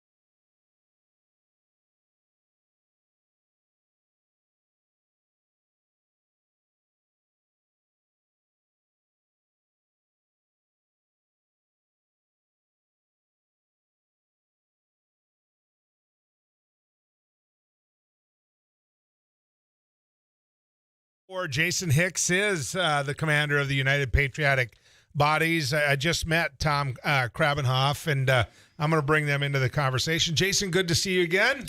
You too, Joel. Thanks for having us. Go Army. Go Army all the way. Just wanted to see. Now, you've got family that are Navy too, right? Or was it Air Force? Well, my father was in the Navy, yes. And an Uncle Dave. And sadly, my brother was in the Air Force. I knew you had a brother somewhere. But my kids are in the Army. There you go. So it went from the root to the fruit, is what you're saying. Right. Tom Krabenhoff, how you been? Wonderful, sir. Nice meeting you. Yep. What's your role in all this in the National Cemetery? Well, in the interest of fairness, I am not a member of the United or the Honor Guard or anything like that, but we do a lot of escorts. My group, the FM Legion Riders. Okay, and, so it's FM Legion Riders. That's what I was looking for. And there is no bathroom up there or anything else for people to use, and that's where I'm involved with this, with some fundraising. So my group and a couple other groups were definitely passionate about doing the right thing out there for the National Cemetery is what we're talking about. Yes, that's correct. North Fargo. All right. Yes. First and most important, what do you ride? Well, I ride an Indian, as the T-shirt says and everything. So, yep. I have new cement in the garage. That's why I don't have a Harley anymore. I don't need the oil on the garage and everything. So, it starts. Abby, it starts. It starts soon. I'll get whacked in the parking lot. Can you shut his microphone off for the rest of it? There's nothing wrong with an Indian, I will tell you this. I don't go back. It's great. Jason, tell people why you're in the studio right now. You bet. Well, we are in the process of conducting a series of fundraisers and solicitations throughout the entire state of North Dakota and a good portion of Minnesota. As you're aware, the National Cemetery opened in 2019. And I can say that the VA does an incredible job with the actual performance of the rituals and what is there, but there's no human element. We get families that drive up to 4 hours away. They come there to intern their loved ones. There is no bathroom. There is no shelter. There is nothing there. It's North Dakota prairie at its finest. It really is. And in the wintertime, it is brutal. It took us almost a year just to get porta-johns out there, and we have one. But we're trying to build a building that people can actually come to, and we'll provide a chapel, a meeting space for the families more than anything. I can tell you, our last ceremony in December of 2021, we were burying a Korean War veteran, and his widow was out there. And they had to walk her across the ice, set her down, and wrap her in about 5 blankets just so she could be there. Our idea is that if we had a building or a structure out there, we could do that virtually. I mean, she'd be able to physically see it out the window, but she wouldn't be exposed to the elements. Mm-hmm. And that was a really hard one because, I mean, you see these people and we see these families. We're out there in every condition you can imagine. There's a ceremony today and there's a ceremony tomorrow. And as you know, later today, we're going to be kicking up some weather. And tomorrow it's supposed to be really nasty, but we still have scheduled things. It's obviously the wintertime is the worst.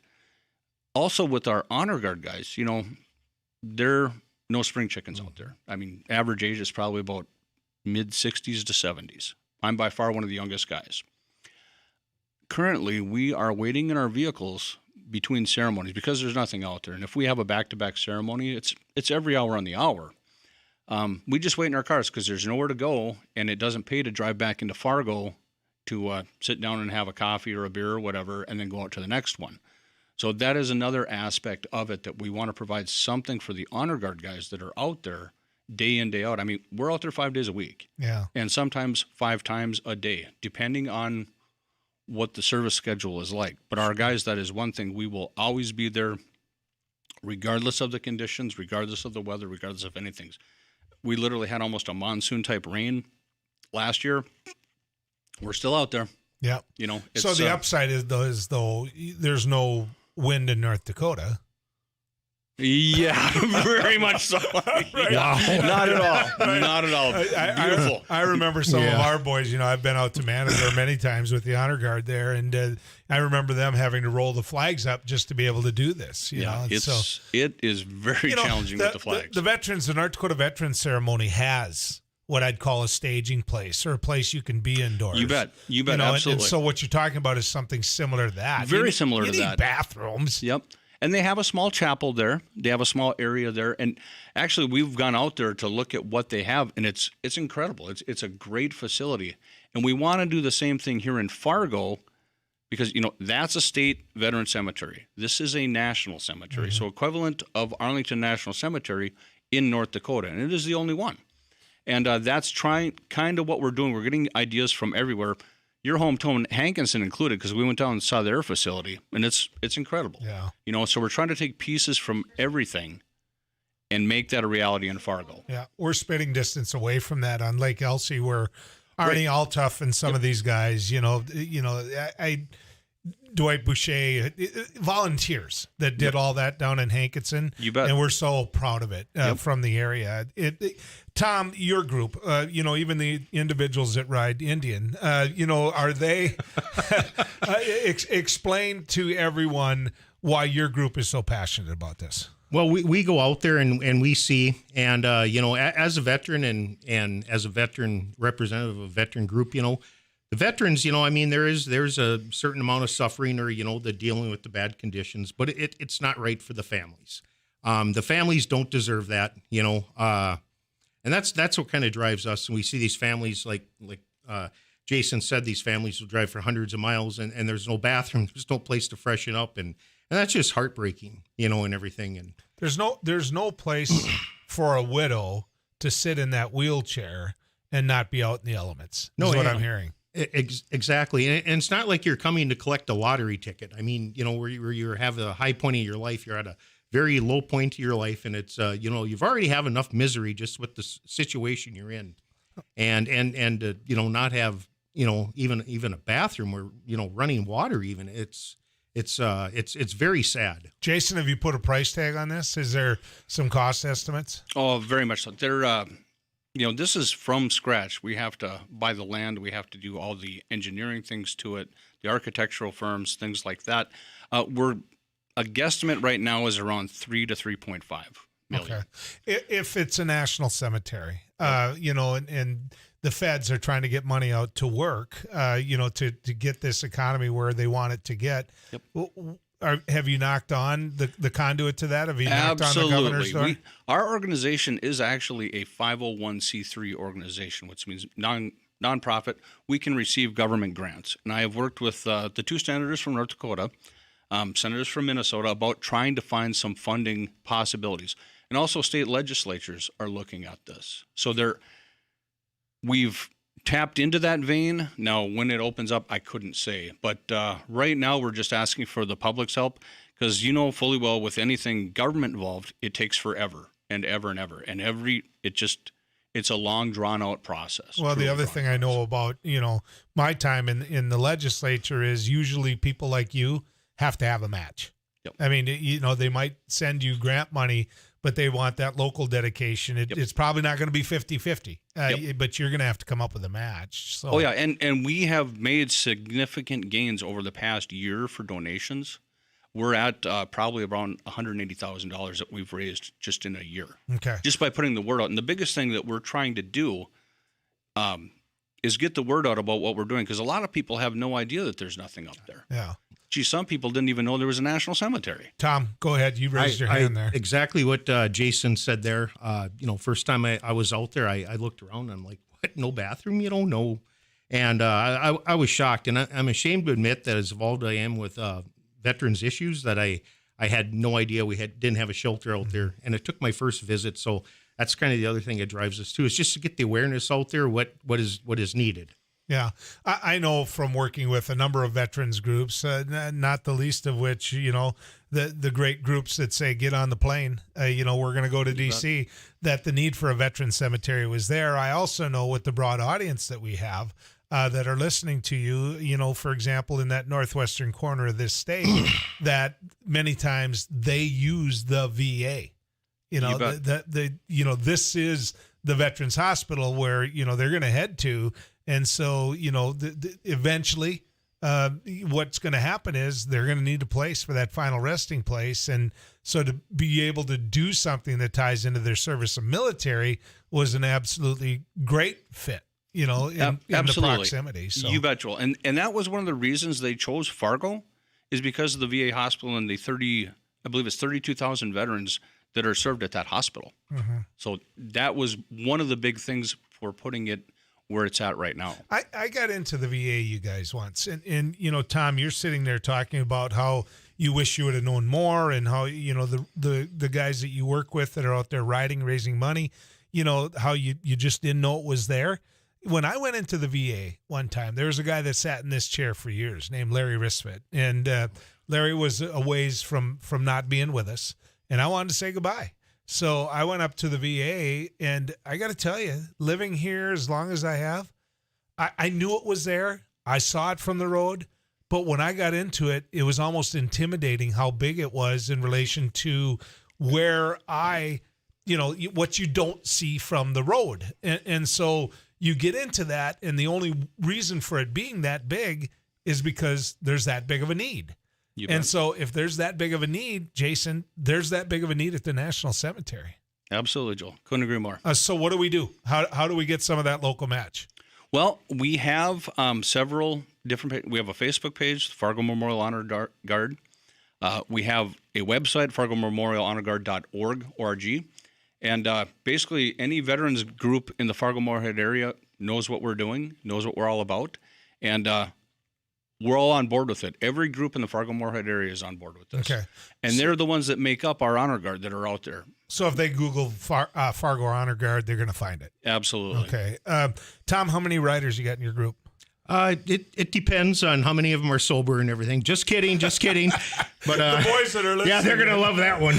But yeah, only kidding on that. But it depends on how busy people are. We don't have these strict rigid discipline where you have to be there every single day. We our main purpose is to have fun and raise money and do good things. And nothing is cooler than hearing it and seeing it. Yep. And I just have this image of that veteran, had they been still alive, when they have, the brotherhood and the sisterhood riding and coming with. So. Yep. You never see a motorcycle to a psychiatrist office. I guess I heard that years ago, and I think it's true. All right. So, guys, one more time. Where do they go? FargoMemorialHonorGuard.org. Okay. So, you know what they want, you know what they need, you know what they came for. Let's get to the weather cave and visit with Too Tall. And Tom, what do you got going in there? Well, we got snow on the way, and some places in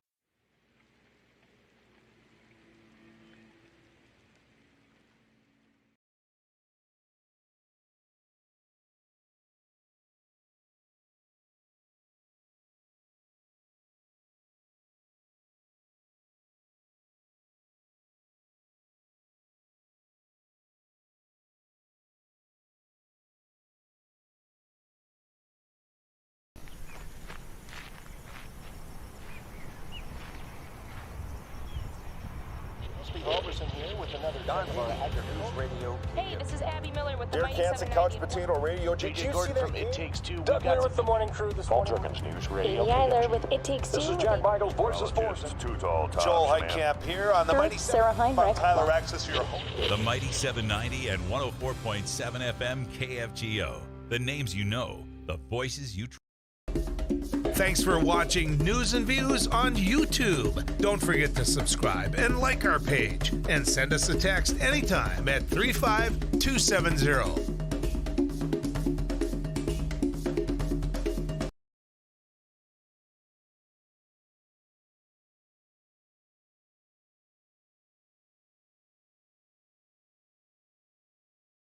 So today on MSUM campus, we're doing an ice jam, which is we're combining a bunch of percussion instruments with ice instruments, which are also going to be used in a percussive form. We're going to hit them with mallets, hammers, all those types of things.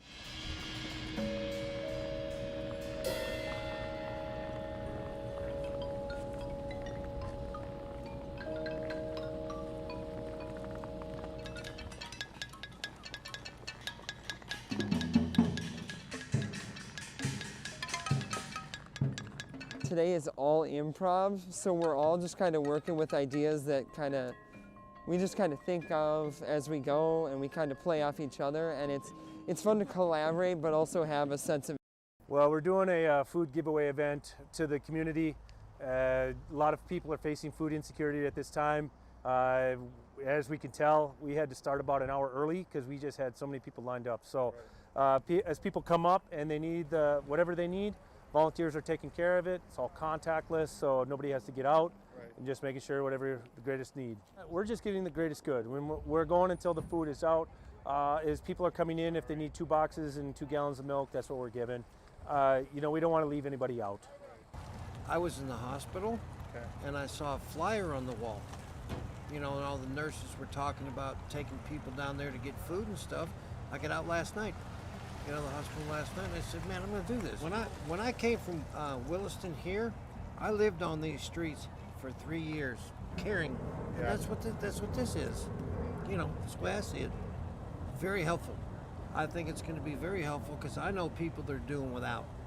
I think it's truly remarkable how much need there is out there. Like I said, we were going to start at noon, but we had so many people lined up. We started at 11. And volunteers have been working their tail off since then. I'm thankful for that. I think this shows that there is some huge needs in the community, and we got some things we got to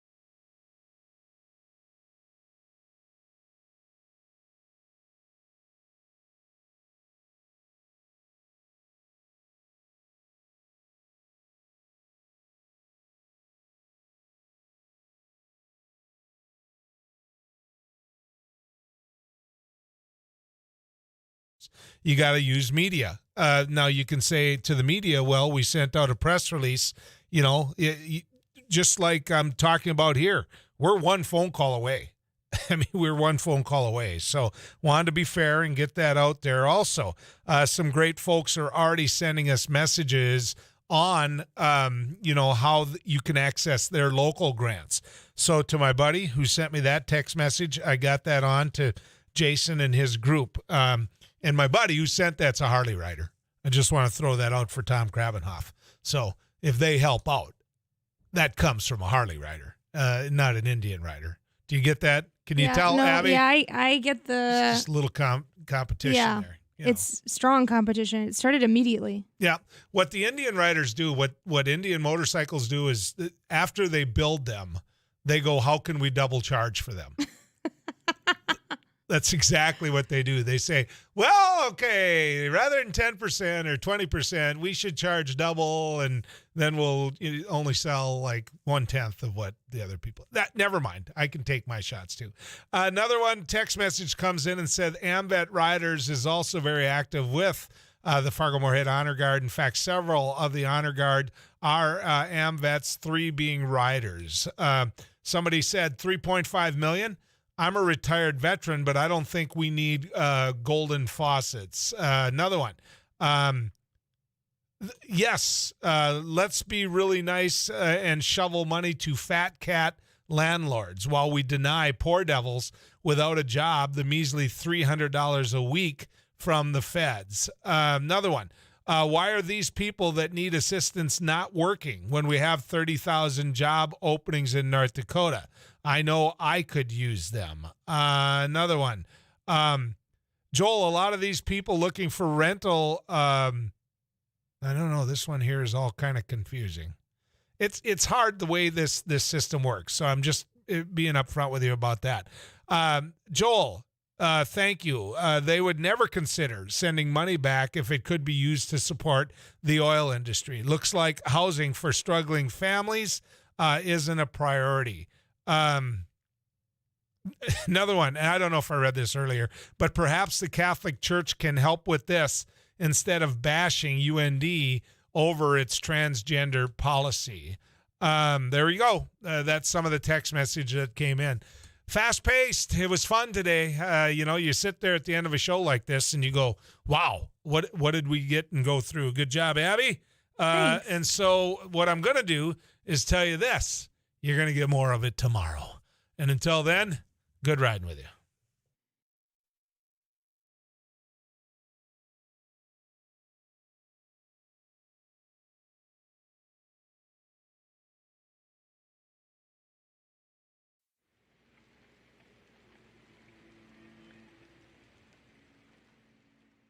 Well, we're doing a food giveaway event to the community. A lot of people are facing food insecurity at this time. As we can tell, we had to start about an hour early because we just had so many people lined up. So as people come up and they need whatever they need, volunteers are taking care of it. It's all contactless, so nobody has to get out. And just making sure whatever the greatest need. We're just getting the greatest good. We're going until the food is out. As people are coming in, if they need 2 boxes and 2 gallons of milk, that's what we're giving. We don't want to leave anybody out. I was in the hospital, and I saw